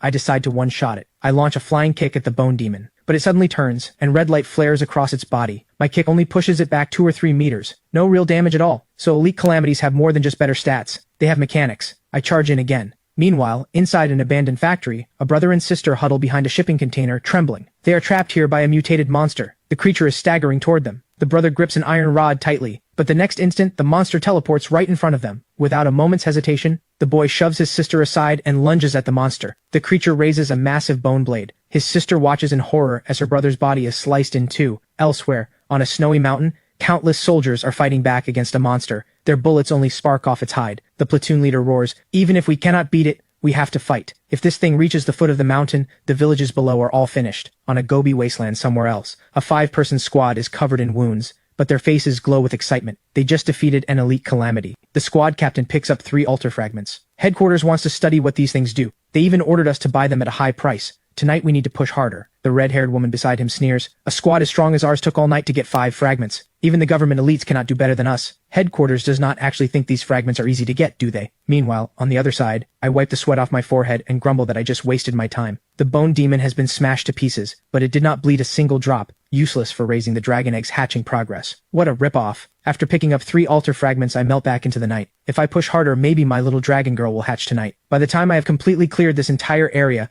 the dragon egg is almost ready to hatch, but there is not a single monster left in this zone. I replay the night in my head. Common calamities get crushed in front of me. Only elites with mechanics can put up even slight resistance. One iron giant could actually shrug off the soul dagger, immune to all slashing and piercing damage, but once I figured it out, I just laughed and reduced it to scrap with my fists. There was also an elite nightmare. Its mechanic was creating illusions. I appeared inside a love hotel, and the moment I opened the door, I saw Vivian and her rich boy boyfriend in the middle of a heated scene. It did not faze me at all. One slash sent them off as lovers in the underworld. The nightmare lost its powers, and I crushed it with one hand. Suddenly, I sense something. I look up at the sky. The red on the moon is fading fast. I check my phone. 4 a.m., so the blood moon ends at 4. I check the progress on the dragon egg and the soul dagger. The dragon egg's hatching progress is at 82.8%, and the soul dagger's growth has reached 647. So far, the soul dagger has not shown any of the swagger of a mythic grade item. Once its growth maxes out, it should evolve. I count the 31 fragments in my space and nod with satisfaction. Time to go home and sleep. When I am back at the slaughterhouse as usual, I trade matches for source blood and crash on my bed. But I have a deeply strange dream. I am a massive ant racing down a tunnel with a huge flesh grinder right behind me. If I stop, I get pulled in. Up ahead lies a pile of crushed corpses left by the grinder. A chill runs through my entire body. Suddenly a cold, eerie voice speaks. Only by eating them can you survive. I jolt awake. That nightmare was absolutely ridiculous, but the hunger in that dream felt completely real. I cannot figure it out. After calming down for a while, I pick up my phone.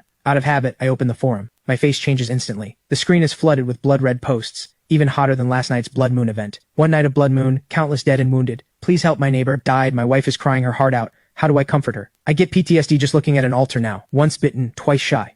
Wails, curses, and dark jokes flood every section. But what truly stuns me is the bright red pinned announcement. Dragon Nation official notice. Number 1. To respond to the changing situation, the official forum is now live. All citizens are required to register. Number 2. The government is now recruiting the Dragon Guard. Any citizen who is willing and capable may apply through the corresponding section of the forum. A representative will contact you. Number 3. Effective immediately, the government will purchase altar fragments without limit, at 20,000 yuan per piece. This is truly explosive news. My brow lifts. The Dragon Guard, huh? Interesting. They want to gather the scattered civilian power and bring it under their control. But the hottest topic on the forum is still the altar fragments. Everyone is speculating about what the fragments actually do because the government is paying a serious price. Most people have no way to obtain them. I think about the 31 fragments sitting in my dimensional space. They are now worth 620,000 yuan. In my old life, even 10 years of work might not have saved up this much. But until I understand what the fragments actually do, I am not selling any of them. Suddenly my phone buzzes. David is calling. Boss Ethan, thank you for your help. My daughter's medicine is sorted out. But I wanted to ask you about one more thing. Hearing his grateful tone, my mind stirs. My wife and I made offerings again today. We pulled a white-grade light bulb and a white-grade axe. We know they are useless, but we really need the money. So I wanted to ask if you still want them.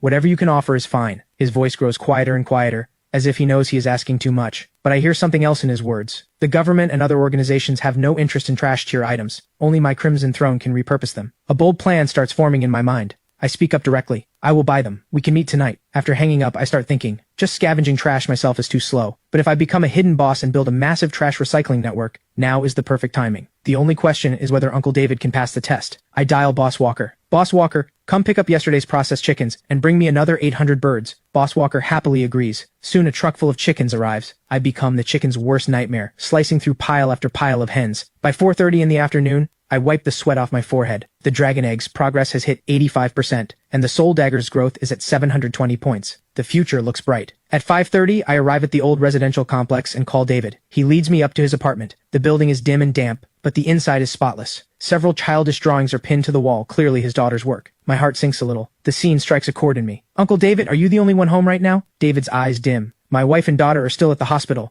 We usually stay there with them. I only came back today to sell the items for some money. He pulls out 2 objects. I quietly activate the Eye of Truth, a glowing light bulb and a rusty iron axe, both common grade white items. Beyond feeding them to the Crimson Throne, they are completely worthless. David's face shows some hope. He carefully tries, how about 500? Or 500 for both? After saying the number, David tenses up. Terrified, I will think it is too expensive and walk away. Hearing the price, I feel a small jolt inside. 500 for a white grade item is basically a steal. This price would be snapped up instantly. I do not rush to agree. Instead, I ask, do you know a lot of people? David smiles bitterly. My old friends all avoid me now. The only people I deal with these days are other patients' families. I see an opening. I pull out an altar fragment and ask if he recognizes it. David's pupils dilate. I saw this on the forum. If you kill a monster during the blood moon, the altar drops one of these. The government is publicly buying them at 20,000 yuan. David takes a deep breath, trying to compose himself. Boss Ethan, are you asking me to sell it for you? I see the admiration in his eyes. I pat David's shoulder and lay out the deal directly. I am giving you this altar fragment. You sell it. I only want 20,000. The rest of the markup is yours. David's head snaps up. He thinks he misheard, but his expression quickly shifts from ecstasy to confusion. The money you make, you do not need to hand it to me directly. I want you to go to those patients' families and buy more items like these for me. I do not care what price you pay. I will pay you 500 yuan per item. Not 500 for 2, 500 for each one. Hearing this,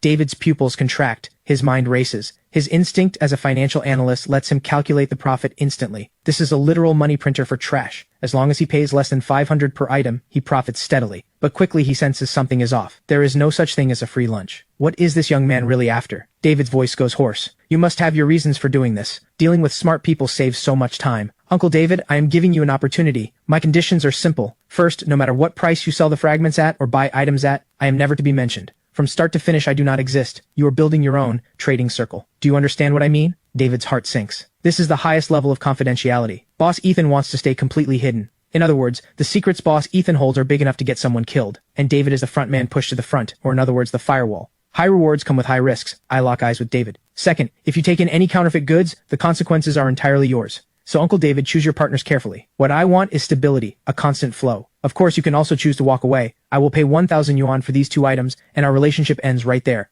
The choice is yours. The room fills with nothing but David's heavy breathing. The pressure from this young man is overwhelming. Choosing the first path is walking the tightrope. Choosing the second is temporary. Safety. But he truly does not want to go back to that hopeless cycle of begging for a few hundred yuan in medical fees. Only by dancing over the abyss can his daughter see a chance, and it is his only path to turn his life around. David grits his teeth and nods. I will do it. Boss Ethan, do not worry. I, David, may be down on my luck, but I used to manage over 100 people at my old firm. I have seen all kinds of crooks and weirdos. I know how to handle this, as long as you give me this chance. I pocket the 2 white-grade items with satisfaction, but I do not use the dimensional vault. You can never let your guard down. I hand over the altar fragment, tell him to contact me once things are in motion, and leave the apartment. The moment I step out of the complex, a strange feeling washes over me. A pair of unseen eyes is watching me from the shadows. My body has been refined again and again by source blood, sharpening all 5 senses to an extreme. Combined with the mystical sensitivity of the pocket watch of fate, this is no false alarm. I stop at a supermarket, buy a few supplies, and walk out into the wilderness, carrying bags of stuff on purpose. When I reach a deserted area, I stop and speak calmly. Tired of following me yet? Several figures slowly emerge from the shadows. Over a dozen burly men with blades close in around me. A sharp screech of brakes pierces the night. A black sedan rolls into view. A foot in red high heels steps out first. It's Vivian. She is wearing heavy makeup today, but it cannot fully hide the swelling on her face. I slapped her too hard yesterday. Vivian's voice drips with venom. Bet you did not see this coming. We meet again so soon. Yesterday on the pedestrian street, you were so high and mighty, were you not? I look bored. The eye of truth scans them casually. Every item on every man in front of me becomes crystal clear. All worthless trash, a pile of white-grade junk, and they think they can mess with me? The strongest among them is the scarred man at the front, wearing green-grade strength bracers. Something is better than nothing. Seeing my dismissive gaze, the scarred man roars in fury. His blade slashes down with green light. Seeing me not even flinch, his contempt deepens. This idiot actually thinks he can take my blade head-on? With this strike, forget a person, even a bull would be cleaved in two. But the next second, the savage grin on his face freezes solid. I do not even blink. 2 fingers casually pinch the sharp blade in place. The entire scene goes dead silent. Before he can even react, the scarred man flies backward like a kickball. His ribcage shatters. Killed instantly. The dozen-plus thugs who were vicious a second ago all freeze. One punch. The blonde punk closest to me reacts first. Terror sends him scrambling for his life, but a calm voice whispers in his ear. Running? An afterimage flashes through his vision. The blonde punk's body jerks rigid. He mechanically lowers his head. A bloody hole has appeared in his chest out of nowhere. Black mist swirls around the soul dagger in my hand. Its growth progress jumps to 721. The remaining men see this and bolt in terror. Their last sliver of hope evaporates. This is not a fight. This is a slaughter. I am the Reaper, weaving through the moonlight, mowing them down like wheat. The last survivor crumples to the ground, wets himself, and begs for his life. I coldly demand the location of the organization's hideout. So Vivian climbed her way up and is now being valued by the big shot Miss Scarlet. The organization's intelligence network is so well developed that they tracked me down this fast. He spills everything. I finish him off with a soul dagger. No loose ends. Only one person is left alive. Vivian has been standing there frozen the whole time, watching the organization members she thought were so powerful get cut down like wheat, row after row. Her mind has completely shut down. Everything in front of her is beyond comprehension. This is Ethan, the same one she kicked aside, the pathetic loser who was supposed to scrape the bottom forever, with no chance of ever rising up. I step toward her, one slow step at a time. Vivian finally snaps awake and lets out a piercing, distorted scream. She crawls backward on all fours, like an ugly maggot scrambling away as fast as she can. Ethan, please, I was wrong. I really was wrong. We used to be so close. Please, for old time's sake, just spare me this once. If you let me go, I will do anything you want. I can give you money items. I can pull green light every day. I can be your girlfriend again. I will listen to everything you say. She begs incoherently. A complete mess. I stop right in front of Vivian, my eyes utterly cold. Vivian, do you remember what you did to me yesterday on the pedestrian street? Vivian's body jerks. Of course she remembers. I extend my foot, motioning her to come closer. Vivian shudders. It is humiliating, but compared to dying, it is nothing. And just as she inches closer, 2 sharp cracks of breaking bone explode through the night air. I stomp on her arms and snap them both. Then I stare into her eyes. You may be willing, but I find you filthy. The soul dagger lunges forward. A bad feeling washes over me. Blood mist erupts, and Vivian's body simply vanishes. Another blood escape. The second time. Just as I am about to deliver the killing blow, she escapes right in front of me again. Anger surges in my chest. I recall the last survivor's words, what he revealed during his desperate pleas. There is a Miss Scarlet in the organization, recently injured, who values Vivian highly. Their blood escape techniques are identical. So that is it. The tall woman from that night is Miss Scarlet, a high-ranking figure in the Black Shadow. This bizarre escape ability was most likely passed to Vivian by her. The Black Shadow, this growing underground force quietly spreading in the shadows. Before they grow into giants, I need to crush them all. First, I will use up today's 3 offerings, then pay a personal visit to this so-called hideout. I start gathering the loot. Just as my fingers are about to touch the items, a chilling sense of being watched slams into me. This is nothing like the clumsy tracker from earlier. Whoever this is, they are calm and incredibly stealthy. A top-tier expert. I curse internally as killing intent surges. I shatter the ground beneath my feet and shoot forward,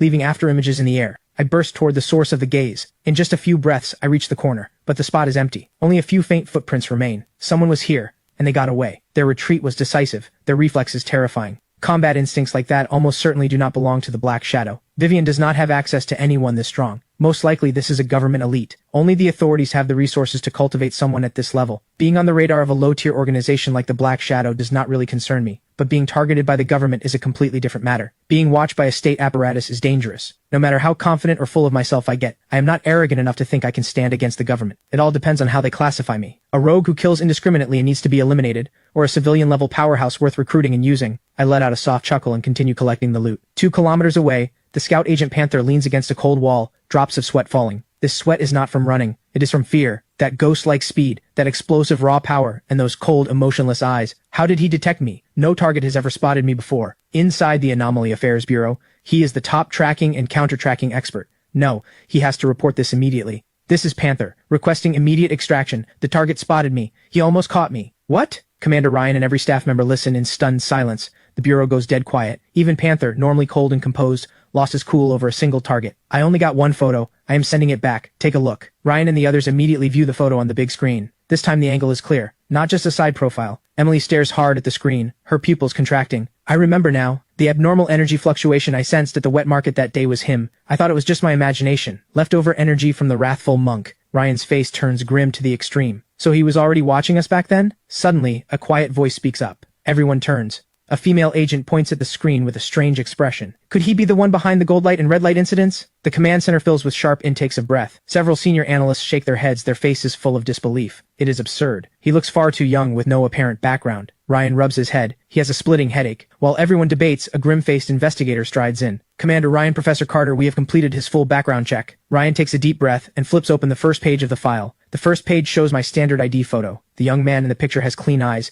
even a hint of a sunny smile at the corner of his mouth. His personal record is similarly plain, almost too simple, with no criminal record or violent tendencies. Until Ryan flips to the very last page. Family relations. Pupils across the command center contract sharply. Father, John. Status, deceased. Mother, Linda. Status, deceased. Date of death, June 7th. Cause, car accident. The investigator submitting the report adjusts his glasses, his expression heavy. Commander, I dug through the case files from that accident. Suspiciously convenient. Several leads appear to have been forcibly buried. The surveillance broke down one day in advance. The driver's cause of death does not match the report. A staff member who insisted on pursuing the case ended up dead a month later. His entire family killed in a gas poisoning accident. Ryan takes a hard drag from his cigarette. Ethan's father was a veteran scout. During an undisclosed overseas conflict, he sustained critical injuries to save his entire squad and brought back vital intelligence, honorably discharged. The investigator continues. His mother, Linda, was one of the country's top cardiac surgeons. She participated in multiple humanitarian missions, even risking her life to save a key figure from an allied nation. A steel-souled soldier and a healer with a heart of gold. A heroic couple like this, their deaths should have made waves. Ethan, as their orphan son, should have received top-tier compensation and protection. But in reality, the entire matter was buried. He did not receive a single yuan of compensation. Forgotten by the world. Emily shudders at this. Why did he not report it? Why did he not seek help? The command center falls into deathly silence. Only Ryan, his eyes complicated through the smoke, speaks. Emily, think about it. A college student in his 20s, his parents suddenly killed. Every witness either dead or injured. Would he dare to make noise? Maybe this kid figured it out from the start. If he made noise, by the next day he would be the next victim of an accident. Only by living like a real orphan, head down, tail tucked, did he stay alive long enough to make it here. Professor Carter beside him adjusts his glasses and turns away. This water runs unfathomably deep. Ryan suddenly stands up. Liam, I need you to dig into that case from the side. For now, put all action plans regarding Ethan on hold. Until we know the truth, we make no judgments. He is not an enemy, at least not yet. Ryan picks up my file. Tonight's meeting is strictly classified. We cannot let Ethan's parents bleed, and then let their child keep shedding tears. Meanwhile, I have already completed 2 offerings. Both are epic grade items, only suitable as feed for the Crimson Throne. I keep searching and finally stop in front of a foul-smelling abandoned building. A crooked sign hangs above it. Pet Market. I instinctively cover my nose, but the eye of truth picks up a faint energy fluctuation. Going by past experience, I push open the rusted iron door without hesitation. The air inside reeks of decay. Countless iron cages are piled in the corners. Suddenly, I freeze. An altar unlike anything I have seen before stands in front of me. It looks similar to the Crimson Throne. Over 2 meters across, a massive flesh cocoon radiating an ominous aura, Shadows of worms are devouring and tearing at each other inside,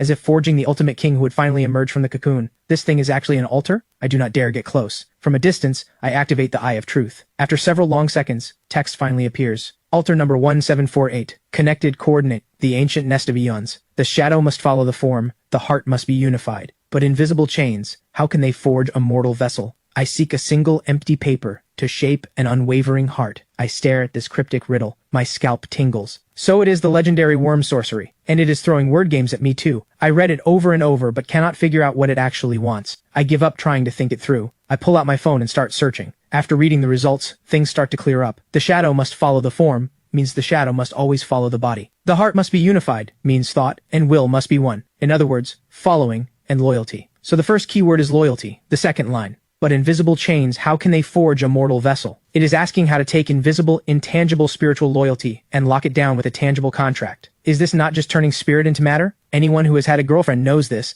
Buy the bag or else. Same logic. I smirk and continue with the third line. I seek a single empty paper to shape an unwavering heart. This line is the most contradictory and the most central. A piece of paper with no binding force. How can it shape unbreakable loyalty? The corner of my mouth twitches. Has anyone ever evolved from a corporate slave into a brainwashed slave? Even if I understand the literal meaning, I still have no idea what to offer the altar. A slavery contract? An employment contract? None of those seem right. Contracts can be torn up the moment the price is right. A slavery contract is just absolute force, not loyalty from the heart. And I cannot afford to guess wrong. Otherwise, a black light calamity made up of all these GU worms. Just thinking about it sends chills down my spine. My thoughts hit a dead end. After an hour of getting nowhere, I slam my fist into the wall in frustration. Too much force, and a photo album spills out of my backpack. The first page shows my father standing tall in his uniform. I remember him stroking my head with affection. Listen, kid, our family men, no matter where we go, we never bow our spines. A jolt runs through my body. The cultural foundation of the Dragon Nation, thousands of years of tradition, rests on bloodline and clan. No matter where a person stands, no matter how high they climb,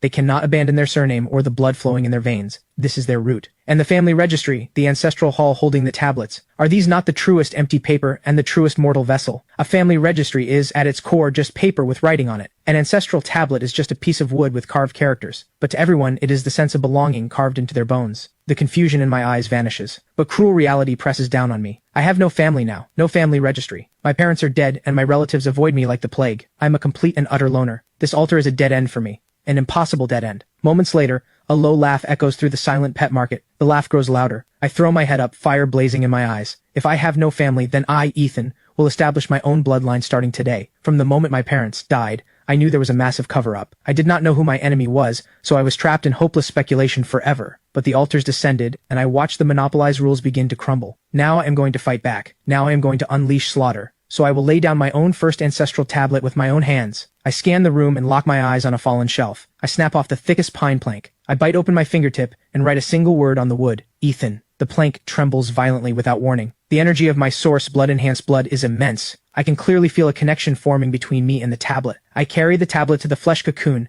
and press it firmly against the cocoon's surface. Everything around me goes utterly silent. My heart pounds. The next second, drums echo from every direction. I feel transported back to an ancient primal forest where ancient tribes worship in reverence. They offer beautiful women and countless colorful venomous snakes for support. Followers of different schools all display their devotion. Suddenly a voice rings out. Look, this is what goose sorcery is. It is following the rules. It is willing sacrifice. You, a rootless mortal, dare to speak of founding your own school? Chaotic willpower slams into my mind. The vision in front of me starts flashing wildly. I can faintly see the G-worms in the cocoon starting to crawl up my arm. I want to leave, but I cannot move at all. The soul dagger in my pocket pulses with black mist. My eyes flare red and my entire body roars with vitality. Your traditions are nothing but echoes of a dead era. I am the beacon of a new age. I am the rule. The illusion shatters in an instant. My entire body is drenched in cold sweat. The GU worms about to burst from the cocoon all freeze. They speed up, biting and devouring each other in a frenzy, until finally every sound dies, leaving only a single massive jet-black beetle. This is mine. My voice trembles with excitement. The aura on this thing has to be at least legendary, but my eye twitches violently. The membrane around the Worm King suddenly tightens, crushing the sole-surviving Worm King into pulp right in front of me. I crack. Are you kidding me? I bet everything to endure the mental assault, and you do not even leave me one worm? Then something strange happens again. The collapsed flesh cocoon erupts with a pillar of red light. The terrifying energy wave shakes me off balance. Was there an even greater being behind that beetle? The red light slowly fades. The flesh cocoon altar still stands, but it is now empty inside. Only a dark green-black shell floats above the altar. I immediately activate the Eye of Truth. A line of green text appears. Heart of the ancient nest, grade, mythic, absorbs ambient energy on its own. Every 15 days, it produces a brand new GU worm. Function 2, can store and fuse all types of GU worms. Holy crap. Another mythic grade item, and a perpetual motion machine at that. The output interval is longer, but GU worms are never weak, and Function 2 even allows fusion of these worms, meaning if I cross an Echo worm with a 7 Calamity worm, I get an absolute masterpiece. Suddenly I notice something beside the heart of the ancient nest. 2 GU worms float there, one large and one small, both blood red. The larger one is the size of a fingernail, lying still. The smaller one circles around it like a tiny red mole. The Eye of Truth activates. Bloodline Loyalty Worm.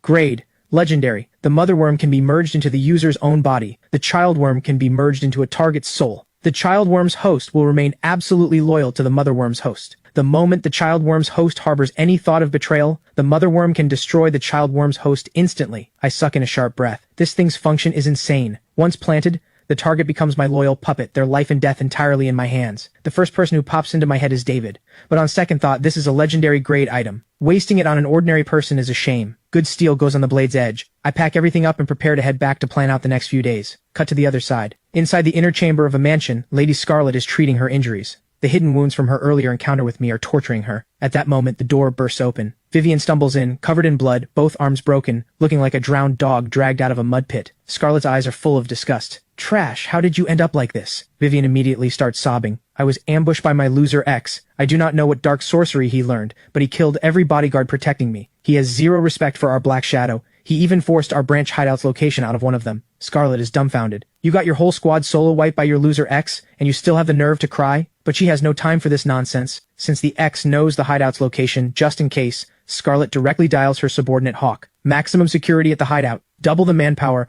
Lock the place down like a fortress. Remember, nothing must interfere with my plan. She hangs up, wincing in pain, her thoughts drifting again to that terrifying man. By the early hours of the morning, the gray rain falls right on schedule. I stand under the eaves with a cup of stillness in hand. This cup is genuinely useful. No wonder so many people love cups. From now on, anyone trying to mutate, one splash and I confiscate their weapon of choice. Back in my bedroom, I start counting my assets. Mythic grade items, the Abyssal Dragon Egg, the Soul Dagger, and the Heart of the Ancient Nest. Legendary grade, the Dimensional Vault, the Pocket Watch of Fate, and the Star of Hope. Plus the newly acquired Loyalty Worm. The luxury of this loadout could start a war if word got out. On top of that, I'm holding several bottles of source blood that can save a life or level me up. This is my foundation for surviving in this chaotic world. After all, the government has very likely noticed me, and with the Black Shadow organization that will not stop haunting me, a major battle is coming. I need to have everything in order. Just then my phone buzzes. David is calling, his voice full of excitement. Boss Ethan, I sold the altar fragment you gave me for 26,000 yuan, 30% above the government's price, and the buyer is no ordinary person. They claim to be from the Black Shadow. They even sent me an invitation to join the organization. They mentioned internal benefits and some kind of protection. Hearing the words, Black Shadow, my hand pauses on the desk. Enemies always cross paths. I was just looking for a chance to uproot them entirely, and now they walk right to my door. A cold smile curves on my lips. I tell David directly, Uncle David, accept their offer. Join the Black Shadow. David on the other end goes blank. Sure he misheard. My tone turns cold. I speak bluntly. I have a blood feud with the Black Shadow. I'm sending you in as a mole. This is a near-suicide mission for David. Even in other words, I am sending him into hell. He falls silent, but he is smart, and even more he is a desperate father. To save his daughter, even hell, even mountains of knives and seas of fire, he will charge through. David grits his teeth and agrees. If you can save my daughter, my life belongs to you. I smile. I do not promise him empty hopes. Instead, I directly ask about his daughter's condition. Hearing it is acute leukemia. I look at the dark red source blood in my hand. A wild idea crosses my mind. If this stuff can cleanse the marrow and reshape flesh, could it cure David's daughter's leukemia? If I'm going to win his loyalty, I might as well use a fate-defying move. I lay out the plan. Uncle David, tomorrow afternoon I will come to pick up the first batch of items. I will give you another altar fragment then. Use it to trade with the Black Shadow and accept their invitation while you are at it. Also, before I head to your place,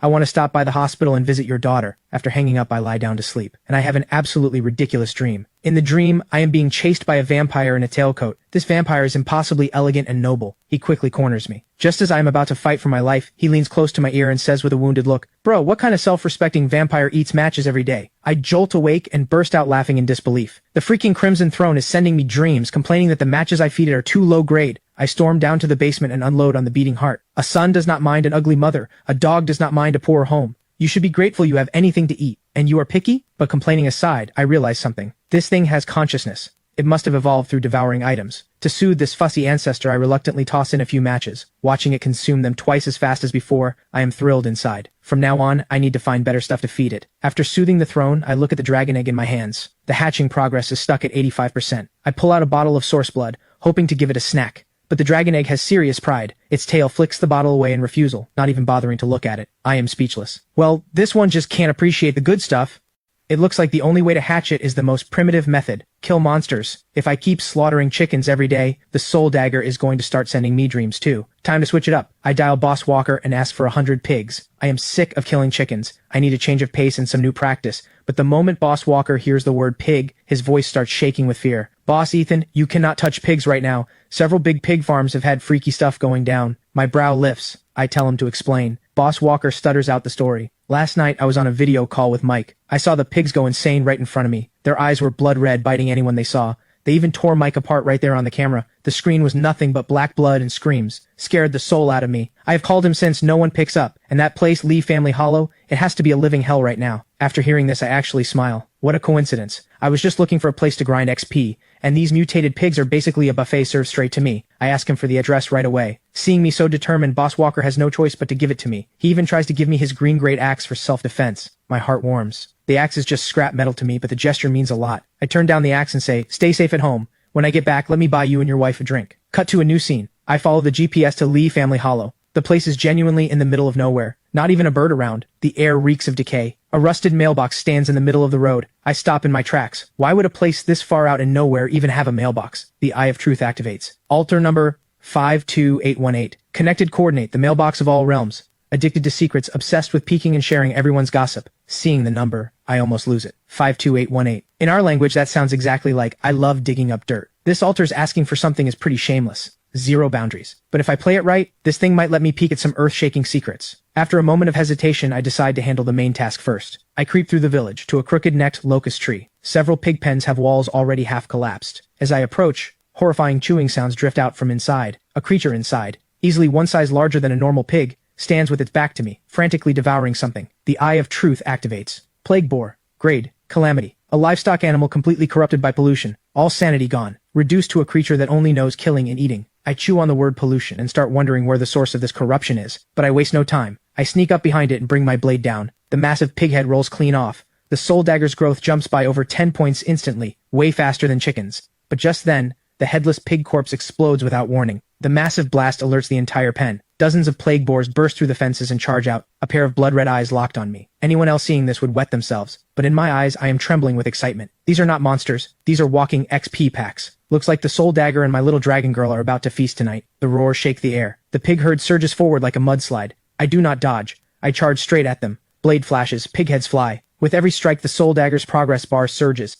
Explosions go off all around me. I move through the herd like a ruthless harvester, grinding monsters in a frenzy. Just as the soul dagger's progress maxes out, a wave of dread hits me. The pocket watch of Fate's warning sends me leaping back. I notice something strange. The black blood from the explosions has not dispersed. It is being pulled toward the crooked-necked locust tree. My heart sinks. So this is the old dark under the lamp trick. The real boss is this tree. Once the locust tree drinks its fill of blood, it springs to life. Its withered branches twist and grow at frantic speed. Countless blood-red leaves appear out of thin air, forming a sky-blocking twisted canopy. Watching this, I cannot help but mutter, this is freaking wood-style, forest realm descent. On the trunk, masses of writhing flesh gather and form a massive single eye. The thing is alive. The Eye of Truth activates instantly. Lines of burning blood-red text flash before me. Altar number 5177. Connected coordinate, the cradle of rot. Feeding on the flesh and blood of all living things in a place of despair and silence, it nurtures the child of rot. The number has a 5 in it. What does that mean? No time to think it through. The pressure this tree gives off is stronger than the epic grade wraith from before. This thing is nurturing some child of rot. I have to take it out before it fully forms. I grip the freshly upgraded soul dagger, killing intent surging. Just as I am about to charge, a deafening boom erupts. I detonate the vitality at my feet and shoot backward like an arrow. Where I had been standing, countless crimson vines have burst through the ground. The blood-red canopy above shakes violently. Tens of thousands of leaves transform into a rain of blades screaming down toward me. The entire area has become this creature's absolute domain. I activate the Eye of Truth one more time. The one-eyed tree demon's information finally appears. Caretaker Locust, grade, epic calamity. A calamity born from a mutated altar, tasked with guarding the descent of the child of rot. So altars with a 5 in the number are mutated altars. No time to dwell on it. The pocket watch of Fate's bullet time activates instantly. The razor-sharp leaf rain is already at my head. I dance through the storm of attacks weaving between the gaps in the vines and blades. But the creature's firepower is overwhelming. A leaf glowing with eerie red light slices my arm. The flesh around the wound starts blackening and rotting. My face goes pale. The source blood inside me surges, forcibly suppressing the spread of that toxic power. But that moment of distraction costs me. A massive vine slams into my back. The hit nearly shatters my bones.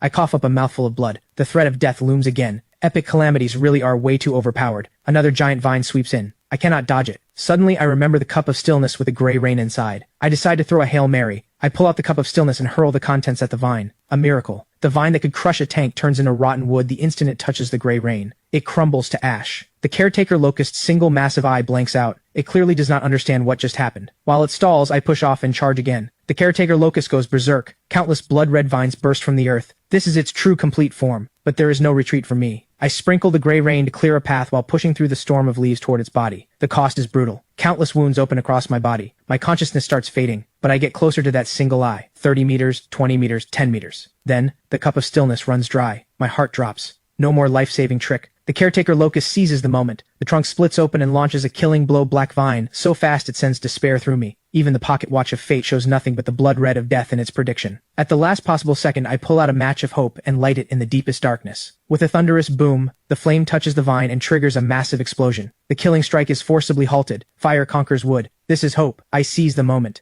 Man and blade is one. I turn into a streak of black light and drive the blade deep into that terrified single eye. Break! With a sharp crack, the eye shatters. The towering tree collapses in an instant, dissolving into a black pillar of light connecting earth and sky. In this moment, all of Riverside City can see this terrifying phenomenon. The shockwave throws me dozens of meters. I am covered in blood, a complete mess, but I am laughing wildly, because I won. I survived another epic calamity. I drag my battered body toward the center of the black light pillar. Two items glowing faintly stand out. The first is a fist-sized black sphere. The Eye of Truth activates. Miniature altar heart of the caretaker locust. Grade, epic, can permanently fuse with any altar, transforming it. The core that may form when a mutated altar is destroyed. Both the echo of death and the embryo of new life. Consumable. Once a target altar is selected for fusion, forced removal will destroy this miniature altar heart. Holy crap, this is a great find. Perfect for feeding the Crimson Throne later. I turn my eyes to the second prize. Mark of Rot. Grade legendary. Your soul has been branded with a trace of rotten energy. You gain massive resistance to and affinity with all rot-related negative forces. Just resistance sounds a little weak on paper, but just as I am about to put the mark away, additional text appears that makes my scalp tingle. You have stirred a long-lost interest in the slumbering child of rot. It looks forward to meeting you in person. I lose it, so I killed the small one, but the big one is alive and now has its eyes on me. Like a giant has marked me as an interesting little ant. I curse under my breath and quickly turn to bolt. The towering black pillar is way too conspicuous. But just 2 steps out, the mark of rot inside my dimensional space stirs. A will that does not belong to this world descends, and an indelible mark sears into me. In the pitch-black storm, I faintly see a figure. The child of rot. I clench my teeth and activate the Eye of Truth. Unprecedented pain stabs through my eyes. 2 streams of burning blood tears trail down from the corners of my eyes. Show me. Show me what the hell you are.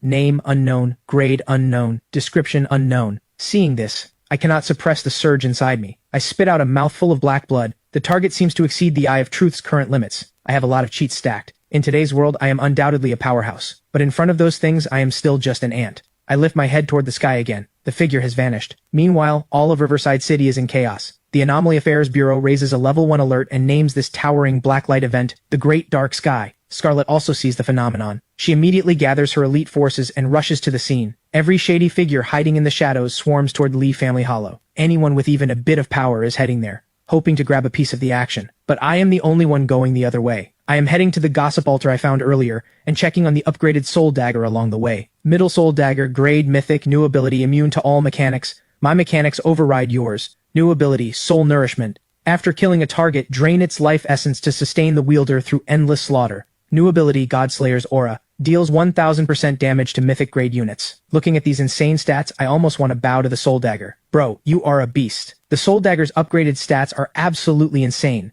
Immune to all mechanics means no more hits that just scratch. Mechanic monsters, rule monsters, all of them get cleaved in two with one strike. Soul nourishment fills my biggest gap. As long as I keep killing, I am a perpetual motion machine. And Godslayer's Aura is the cherry on top. Given enough time, I would dare to kill a god. I make my way back to the mailbox of all realms. I dip my finger in blood and write several words on a piece of paper. I have seen a god. I will slay the god. I shove the note straight into the mailbox. The mailbox lets out a sly laugh. Gold light shooting up to the heavens. Looks like this gossip is too juicy. The mailbox's slot spits out an antique-looking black envelope. I grab it and bolt. The commotion is way too loud. Back at the slaughterhouse, I first drink 2 bottles of source blood to heal my wounds, then open the strangely textured black envelope. The page starts off blank. Then a line of golden text appears. I love your gossip very, very much. In exchange, I will tell you 2 secrets. First, the gray rain does not come from the sky. It is the tears of a hero. This makes me suck in a cold breath. The world-shattering gray rain is actually one person's tears? What kind of being is this? Then the second secret appears. Those artists are growing impatient. They are doing their final rehearsal. especially him. He very much wants to meet you. My brow furrows. What a riddle master. Who are the artists? Who is he? I activate the Eye of Truth, trying to probe the hidden cause and truth behind these lines. Nothing comes through. The next second, the black envelope and letter dissolve into a handful of golden dust, vanishing into the air. The lead is gone. I slam my fist on the table in fury. This altar is unhinged. It just had to be a riddle master. If I cannot figure it out, I will not waste energy on it. Building strength is what matters now. I call Boss Walker and ask him to send over another 1,000 chickens. I throw in a little performance, pretending the giant black pillar scared me into running home. Boss Walker buys it instantly. As long as you are alive. Good thing you did not go. We do not go. We do not go. After hanging up, I head to the basement and pull out the Caretaker Locust's miniature altar heart. This is a gamble.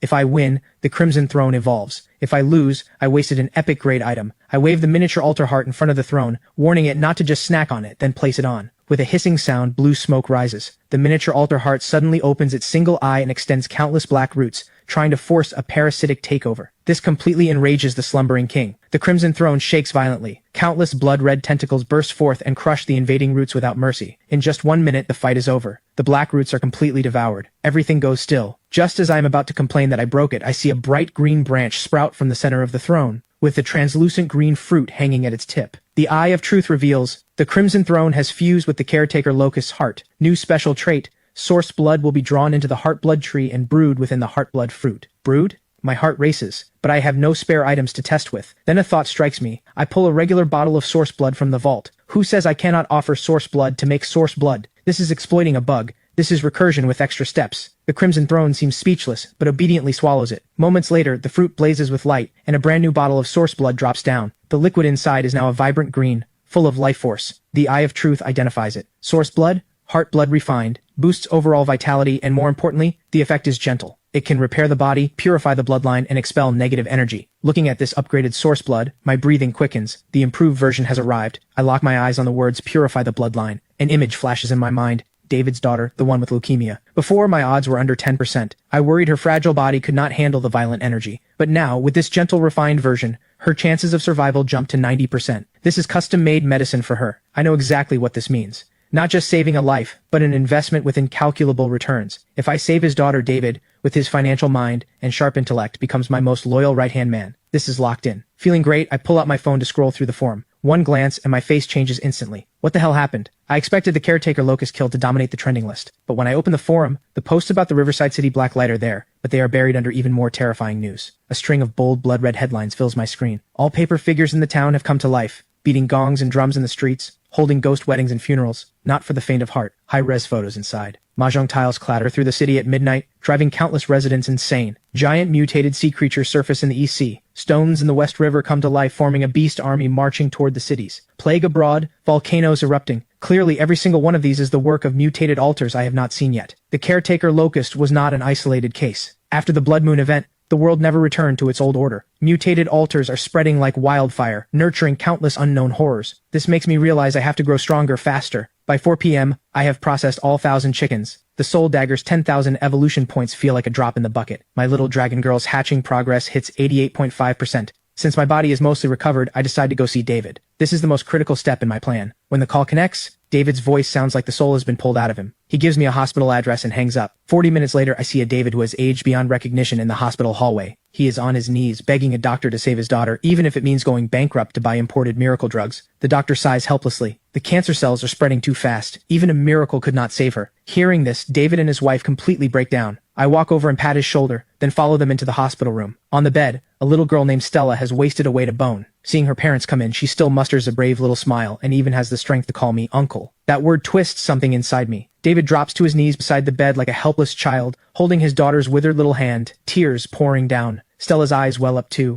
She reaches out her tiny skeletal hand and gently strokes David's tear-streaked cheek. Daddy, am I going to a far, far away place soon? It is okay. I read in a book that good children all become stars in the sky. I will become the brightest star up there, watching over Daddy and Mommy forever. So if you ever miss me, just look up at the night sky. Hearing this, even the doctor cannot help but turn his face away. I pull David out into the hallway and ask quietly, how bad is it really? David leans against the cold wall, his voice raw. The doctor said, at this rate, 2 weeks at most. Looking at this broken man, I say calmly, I have a way. Those 4 words bring light back to David's dead eyes. He drops to his knees in front of me. I bend down slowly, my dark eyes reflecting his broken form. My lips move quietly as I explain, My voice is soft, but David's pupils contract sharply. At first, David shakes his head furiously. It is too absurd and too dangerous. But the shaking slowly stops. The wild hope ignited inside him crushes every doubt. Bet. Why not bet? Back in the hospital room, David whispers the plan to his wife. Helen's face goes pale with shock. She stares at her husband in disbelief. Despite her fear, thinking of how little time her daughter has left, and seeing the wild hope in her husband's eyes, Helen chooses to believe. She turns to her daughter on the bed, voice trembling. Stella, this gentleman has a special medicine, but it might hurt a little, and it might hurt you. Are you scared? Stella, weak as she is, barely hesitates. She shakes her head gently. Stella is not afraid of pain, as long as I can stay with Daddy and Mommy, and if it does not work, please do not blame the gentleman. David spins his face away, refusing to let his daughter see his tears. I say nothing more, I just directly reach into my pocket and pull out a bottle of source blood glowing with faint green light. Helen takes it with trembling hands. The instant the cap comes off, an overwhelming life force fills the entire room. Even the exhaustion on the couple's faces eases. A miracle drug! This has to be a miracle drug! Helen's heart fills with hope. She carefully brings the bottle to her daughter's lips and feeds her every drop of the source blood. At first, nothing happens. But after a few seconds, the heart monitor goes off the charts. The doctor tries to rush in, but the door is locked. Just seconds later, a miracle. The chaotic vitals return to normal. Color blooms in Stella's pale cheeks. David's voice trembles, his pitch breaking. Stella, how do you feel? The little girl slowly opens her eyes. I feel good. Just a little. This makes our hearts clench again. Stella adds with a small smile. Just a little hungry. At those words, the weight on David and Helen's hearts finally lifts. Tears burst forth uncontrollably. There is hope. Their daughter has really been pulled back from the gates of death. One drop of divine blood, and even death walks around. At that moment, the hospital door is finally unlocked by Dr. Chen with a backup key. Just as he is about to lose his temper, he freezes on the spot. The little girl's complexion is visibly warmer, and the machines are reading normal values. Seeing this, his jaw nearly hits the floor. Seeing this, I turn around and speak calmly. Dr. Chen, no need to make a scene. I used an alter item on her. I do not want word of this getting out. It would only cause trouble. The doctor snaps out of his shock instantly. He hears the threat in my words and understands exactly what they mean. He just never imagined that in the alter era, someone would use such a priceless treasure to save one little girl's life. Anyone who can produce items like this and use them so freely must be terrifying behind the scenes. Crushing him would be easier than crushing an ant. Dr. Chen catches on instantly. I will go prepare for follow-up exams. Sir, please do not worry. My lips are sealed. Without lingering, he turns and leaves. Once Dr. Chen is gone, David and his wife are about to drop to their knees before me. I stop them and tell them to focus on their daughter. Uncle David, I will wait downstairs. On my way out, I suddenly turn back to the little girl. Oh, Stella, next time do not call me uncle. Makes me feel old. With a smile, I leave. I may have used David, but the rescue itself is genuine. Outside the hospital, my smile fades. I look up at the black pillar still standing on the horizon. By all logic, with the caretaker Locust dead, this phenomenon should have faded. So why is it still there? Is something else going on? I scroll through the forum, my heart tightening. I tap black light hard. Massive amounts of info flood the screen. Most of them are failed offerings, but I scroll fast, locking onto the posts that stand out. Towering black pillar lingering deep in the mountains of the town. Wanging city coordinates. The black light has torn a hole in the sky. Government has issued an emergency lockdown. As one of the original culprits, I know exactly what these black pillars mean. I am the first known person to take down a miniature mutated altar, but I am definitely not the only one. The world might have far more units capable of handling epic grade mutations than I imagined. Meanwhile, David walks out of the hospital. He moves through the crowd, his pace unhurried, but at every step rock steady. His back is no longer bent. Tear streaks still mark his face. His eyes still red and swollen, but in those eyes there is no trace of defeat. I sense him and turn to look. This man has walked out of his shadow,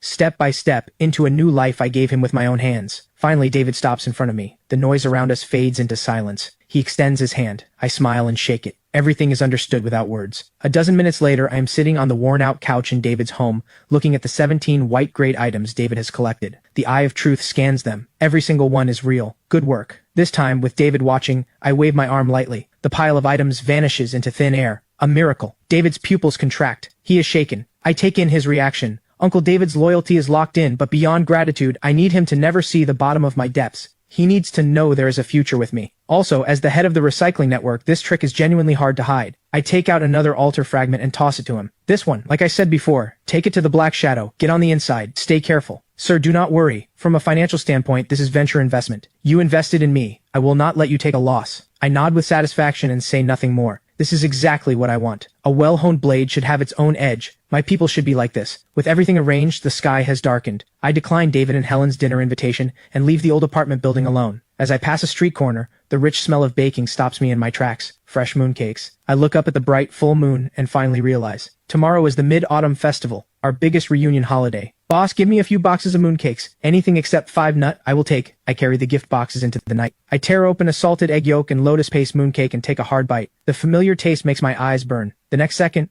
My smile freezes. Mid-Autumn Festival. Mid-Autumn Gala. Rehearsal. The 52818 Altars message explodes in my mind. Those artists are growing impatient. They are doing their final rehearsal. Could it be in these next few days? Realization dawns in my eyes. At that moment, a faint singing voice drifts in on the night wind. The tone is mournful, racked with sorrow to the extreme. The melody is dark, twisted. Who is there? I flick my wrist and the soul dagger slides into my palm. Cold killing intent locks onto the surroundings, but there is nothing. An unexplained anger rises in me. The desolation and loneliness in that voice resonates, damnably, with the emptiness I feel right now from missing my parents. I lower my profile and melt into the shadows. A few minutes later, I push aside the tall grass in front of me, and my pupils contract. An abandoned open-air theater stands before me. The audience seats are empty, but the air is heavy as if filled with invisible ghosts. Three completely different voices are weaving together on the stage. On the left, a desolate male role. In the middle, a sorrowful female role. On the right, a cackling clown. Male role, female role, and clown all present. I activate the Eye of Truth. The stage's disguise falls away. Three altars reveal their true forms. The left altar is built from broken halberds and shattered armor, rusted with age. Altar number 1001. Connected coordinate, the Heavenly Opera House, the White Tiger Hall. Why do I fight my heart out against enemies only for the Emperor to suspect me of treason? Why do loyal subjects always meet bad ends? The center altar is built from phoenix crowns and pearl hairpins. Altar number 1003. Connected coordinate, the Heavenly Opera House, the Changman Palace. She weeps. Why did I give my whole heart to him, help him scheme his way to power over the world, only to end up dying alone? The right altar is built from hundreds of masks with different expressions. Altar number 1004. Connected coordinate, the Heavenly Opera House, the Hall of Faces. It laughs. Laughs at those who rise, laughs at those who fall, laughs that all the world's people are blind fools. Three top-tier altar numbers. One full of resentment, one full of sorrow, one full of nihilism. The pattern is clear. The loyal general is the male role. The devoted noblewoman is the female role. The cunning clown is the clown. Male role, female role, and clown all complete. But for this play to be sung with right and wrong made clear, one role is still missing. The one with the fiercest temper. The one who dares flip the table and set the rules. The painted face. So this is an unfinished broken play. They are trapped in tragedy with no way out. The key to breaking this is not applause or strange offerings. They need a judge to deliver the verdict. If they need someone to flip the table, then let me. My thoughts drift to the operas my father loved most. The painted face role represents order, represents the will of heaven. They love and hate clearly. Loyalty and treachery are judged on sight. They are true characters who stand tall and proud. A man should be like the painted face role. Black is black, white is white. You need your own moral compass and you keep your spine straight. Under the moonlight, I shake my head and smile bitterly. Dad said it well, but he earned countless military honors only to die in a wrecked car. Did his loyal bones ever rest in peace? Mom had a heart of mercy, saving lives only for her white coat to be stained with blood. Grief and rage erupt from the deepest part of my soul like a volcano that has been building for billions of years. A broken play indeed. A fitting ending of dying without peace. A fitting tale of unwavering through life and death. I step onto the ruined stage. War drums seem to sound at my arrival. If we are going to perform, then let us perform until our hearts are spent. I walk to the edge of the stage and meticulously straighten my clothes. Proper attire is a sign of respect, not for this stage, not for these altars, but for the role I am about to play. I become the painted face and roar at the male role altar. General, what did you do wrong? The wrong was done by that foolish emperor who listened to slanderers. All your brothers are dead. You will not seek justice for them, and instead you wallow in self-pity here? Do you deserve to be called a general? This roar carries no operatic melody, only pure accusation and rage. I drop to one knee, and with a thunderous fist slamming into the stage, this strike sets the tone for the grievance. The male role altar shatters. The resentment dissolves. I shift my stance, turning to compassion as I face the female role altar. Lady, you did nothing wrong. The wrong was done by that scumbag who never deserved you. So many people in this world go hungry, so many poor women suffer. You are a high and mighty imperial consort, yet you're throwing your life away over nothing but a little romance. Do you deserve to be the mother of a nation? Your tragedy ends here by my hand. The female role altar's light dims. She submits. Then a giggling laugh rises again. The Hall of Faces altar's sly cackling does not stop. It only grows louder. Well done. Truly well done. But it is all fake. Your hate is fake. Your grief is fake. You are not the painted face at all. You are just a madman who jumped on stage to act out. The truth pierces through. The male role and female role altars,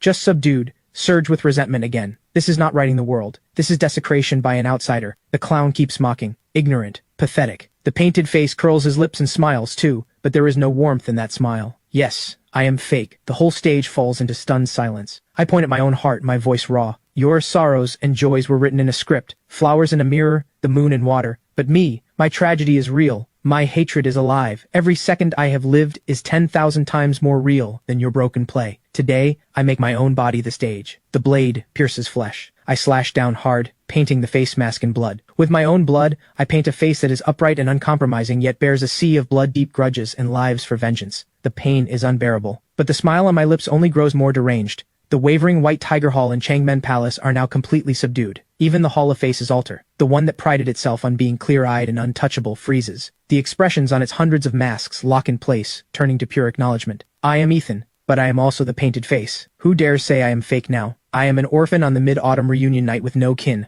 I am a son with both parents dead and no vengeance to claim. Hatred for the heavens that are unjust. The orphan's grief and rage. I am not playing the opera deity. I am more wretched than a god. I am more real than a god. A thunderous roar erupts first from the White Tiger Hall altar. All killing intent and resentment vanish. Then the Changmen Palace altar collapses. The phoenix crowns and pearl hairpins shatter into fragments, transforming into a brilliant rain of gold. Finally, the Hall of Faces altar releases a long sigh that sounds like both crying and laughing, full of relief. The expressions on every mask dissolve into countless golden particles. 3 distinct streams of golden light mingle and shine, each radiating its own brilliance. Before I can catch my breath, a blood-red pillar of light descends from above, piercing through all the golden lights like a god-slaying spear. Holy crap, Mythic-grade. Before I can react, the 3 split streams of golden light transform into 3 torrents of information flooding into my forehead. 3 distinct visions appear in my mind. I see the general planting flowers in a mass grave after his death. I see the imperial consort ascending the throne, ruling the world. I see the clown removing his mask, shedding a single tear for a beggar. At the same time, I see the rewards. 3 treasures hover above the altars.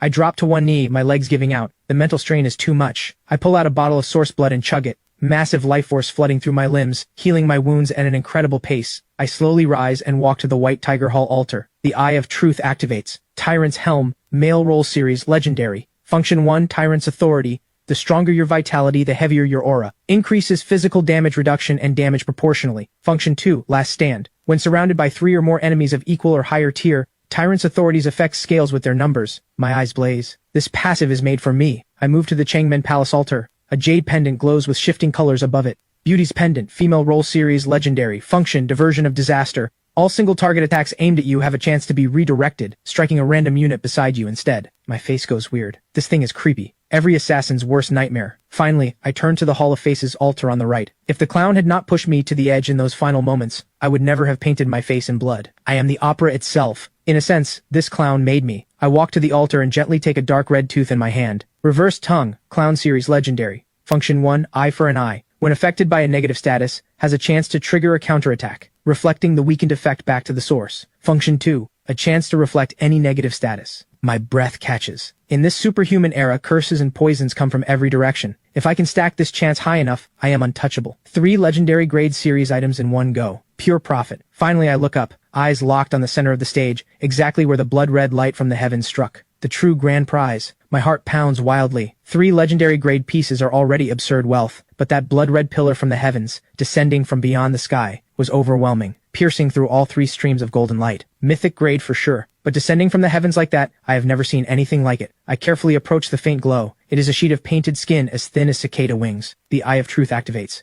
Performer's Visage. Painted Face Series, Mythic. Function, Visage of Awe. Once worn, any who meet the wearer's gaze feel fear and lose their will to fight. I burst out laughing. This Visage of Awe is strong, in the literal sense of the word. Even more terrifying, the Painted Face series has a full 7 pieces. If the entire set is Mythic grade, what would the world look like once it is complete? The moon tonight is so beautifully round. My mood lifts considerably. After this battle, I think back to the other lines from the letter. Those artists are growing impatient. They are doing their final rehearsal. Especially him. He very much wants to meet you. After tonight's performance, the fog finally clears. Are those 3 from the Heavenly Opera House not the purest artists? Following this logic, before encountering the Heavenly Opera House, I did meet one before. With a flick of thought, a singed edge ticket to Act 4 appears in my hand. 4444, the Theater of Sorrows, a tragic heroine doomed to repeat her role on stage forever. Artist, female lead, she. Every clue connects into one line. The one mentioned in the letter is most likely this eternal heroine of the Theater of Sorrows. The photo of Vivian I despised I once offered, the one I hated and discarded, earned me the ticket. That was a karmic bond between me and her, already formed long ago. No wonder the Eye of Truth shows cause and effect. Offerings come with delayed payback apparently. I instinctively check the date on my phone. August 14th. Tomorrow is the Mid-Autumn Festival. Final rehearsal. The meaning is clear. What plays out tomorrow is not a Mid-Autumn celebration. It is the formal performance the artists from the Theater of Sorrows are presenting to the entire world. 2 deadly questions stand before me. First, is the eternal heroine seeking me a blessing or a curse? Second, how exactly will these artists descend tomorrow? What do I do? A flash of fierceness crosses my eyes. I pull 3 core items from the dimensional vault. The Abyssal Dragon Egg, the Soul Dagger, the Bloodline Loyalty Worm. I gently touch the Soul Dagger. It is cold to the touch, yet linked to my soul. This thing has blocked plenty of mental attacks for me. My gaze shifts to the Bloodline Loyalty Worm. The 2 worms, one large and one small, crawl obediently onto my fingertip. From now on, you bear the name Soul, too. I will call you Soulworm. Finally, I look at the abyssal dragon egg nuzzling against my arm. Calling you Little Black sounds bad. Soul Dagger, Soulworm, Soul Egg, the Soul Name team is officially formed today. My phone buzzes. David is calling. Mr. Ethan, Stella's test results are all in. Every reading is normal. Good. Happy mid-autumn. Also, I made contact with the Black Shadow. They let me in straight away as an Outer Core member. Outer Core. I pause. Same level as Vivian. Still second rate. But the Black Shadow's hierarchy seems to be incredibly strict. Besides, Mr. Ethan, I have been assigned to a large logistics warehouse in the East District. East District. My eyes flicker with understanding. So it really is not that Hawk guy's chemical plant. Remember, watch and listen. Stay safe. After hanging up, I sit under the eaves, drinking and eating mooncake. A bitter smile tugs at my lips. Dad, you better watch closely. The bright moon in the sky is swallowed by dark clouds. The world goes dim in an instant. Drip, drip, rain drops from the pitch-black sky. I check my phone. Midnight, August 15th on the lunar calendar. The Mid-Autumn Festival. Mid-Autumn peace and joy. May we all reunite. A few blessings, spending the last bit of warmth I have left. Killing intent rises instantly. It is time for me to take the stage. I pick up the large black umbrella leaning by the door. Whoosh! The black umbrella opens, shielding me from the gray rain that can wipe out any superhuman power. I do not look back. I step into the endless curtain of rain. Whatever unknown dangers are coming, I am going to take down a Black Shadow stronghold first. Black Shadow, here I come.